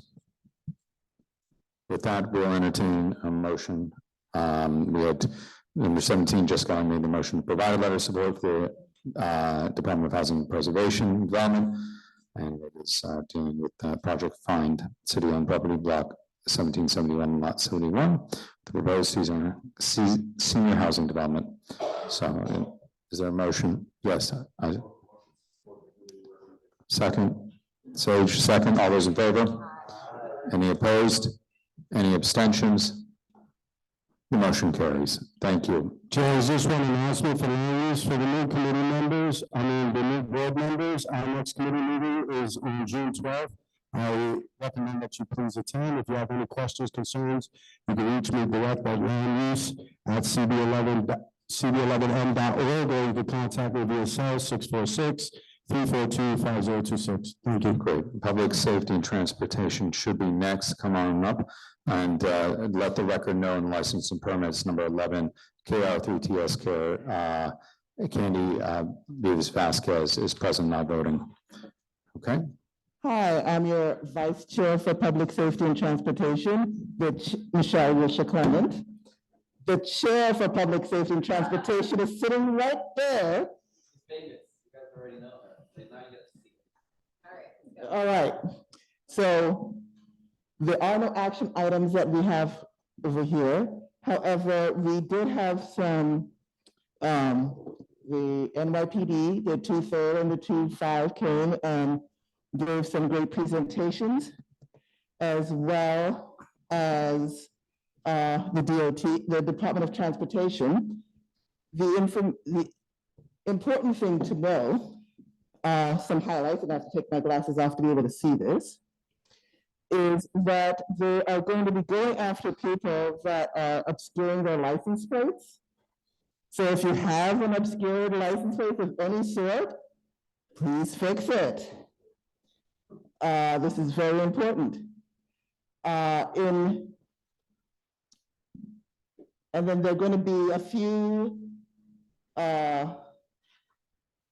things that we're going to need with changes. That is a proposal on 96th Street that they want to put in bus lanes on either side and decreasing it so that there's only going to be one lane of traffic in either direction on 96th Street, going from east to west. And this will change things dramatically. So I would like you, if you can, to take a look at what the discussion was during on YouTube. Make your comments or just come to the next public safety and transportation meeting and hear what's going on. Do you have anything to add? Because I can't see what you're saying. Okay. All right. Thank you. Thank you. Thank you, Asher. I already discussed this with you off the record. Okay. There's a video, there's an incident about 2 weekends ago of a group handing out sandwiches to the homeless, and a whole bunch of the people who were volunteers handing out sandwiches to the homeless, about 100 officers from the precinct showed up and arrested some bystanders also. Okay.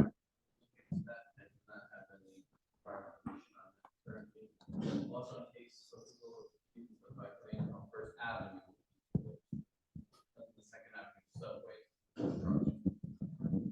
Okay. Thank you. Human Services. Good evening. Good evening, everybody. Isaac Scott. I'm the chair of the Human Services Committee. Jennifer Meyer is our vice chair. This month, we met and had informational updates from both the Center for Comprehensive Health Practice and Memorial Sloan Kettering Center.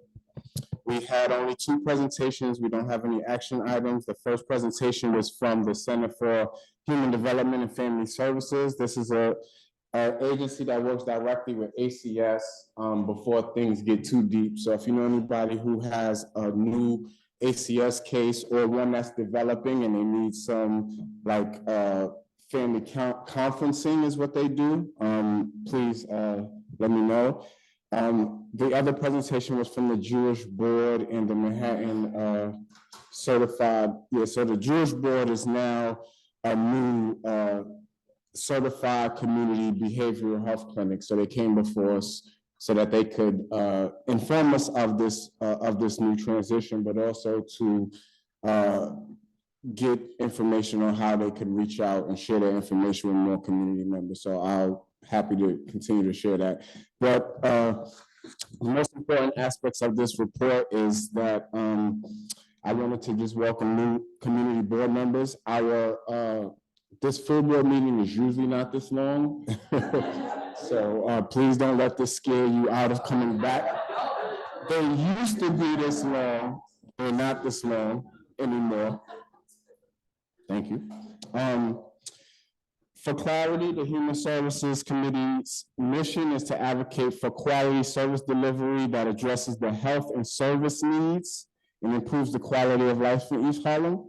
A lot of the issues we deal with is mental health issues, immigration, human services, all of the stuff that hasn't been mentioned, human services, basic human needs. This is our committee. The agencies we work with specifically that are city agencies are the DOHMH, the Department of Mental Health and Hygiene, Health and Hospitals, the Department of Homeless Services, HRA, DFTA, which is the Department for Aging, the Mayor's Office for Immigration Affairs, the New York Office of Addiction and Services, so this is OASIS, and the New York State Office of Mental Health. So just wanted to give you some clarity on that. Our next meeting is June 10th, where we will continue our committee review of agenda topics and prospective budget requests. And just to prep new members, budget season is coming up, so September and November are very difficult months for new members, so please reach out to your chairs when you find out what committee you'll be on, and just work with them to get updated on the process so that you can give the input you feel you should give during that process. Thank you. Michelle, question?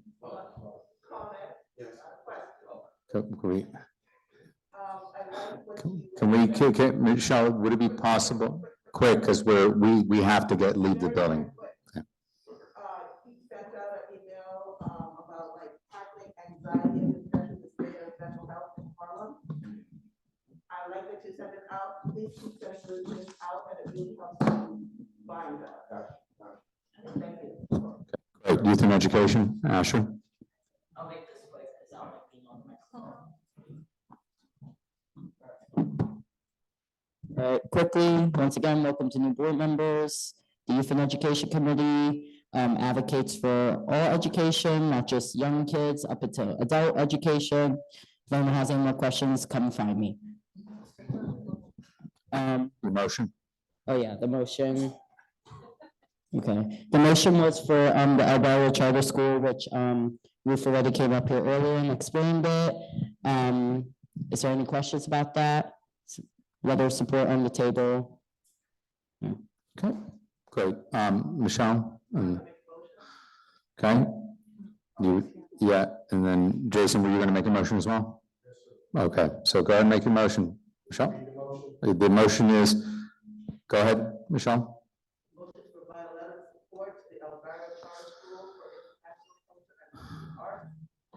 Okay, all right. Okay, great. Is there a second? Isaac, I'll give you a second. All those in favor? Any opposed? Any abstentions? The motion carries. Economic Development and Culture, Anne Marie, you're up.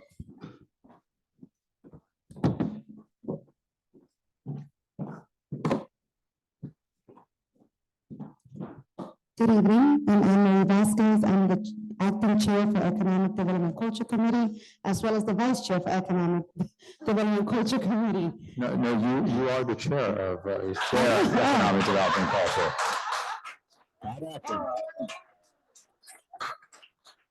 Well, thank you.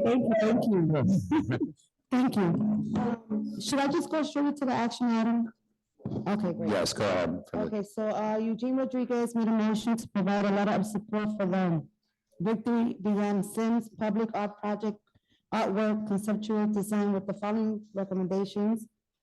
1, consideration for landscaping inside the park. 2, removal of park storage container behind where the artwork will be located. 3, consideration of local New York iron workers for procurement of the gate. And 4, an opportunity for public input for the narrative that will be part of the storytelling signage. The motion was seconded by Jessica Morris and passed unanimously. Okay, Jason? Motion, or can I spread the love a little bit? Yes, John? No, he hasn't made a motion. Go ahead, Joe. John, go for it.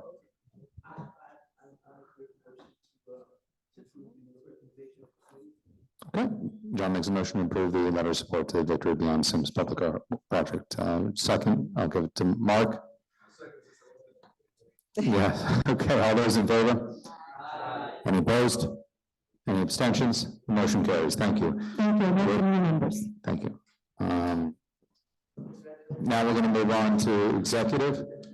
I was not able to be there this month, so Jess, please. Yep, last one. We had 2 action items. The first one was the African Day celebration at 1280 Fifth Avenue, which happened last weekend. We made a motion to approve, and it was passed unanimously. Our second action item was a motion to support the Homes Now budget demand to invest $2.5 billion over 5 years into the city capital budget for permanently affordable housing by funding HPD's neighborhood pillars and open door programs. The motion was seconded by Rosa and passed unanimously. Okay. Any questions?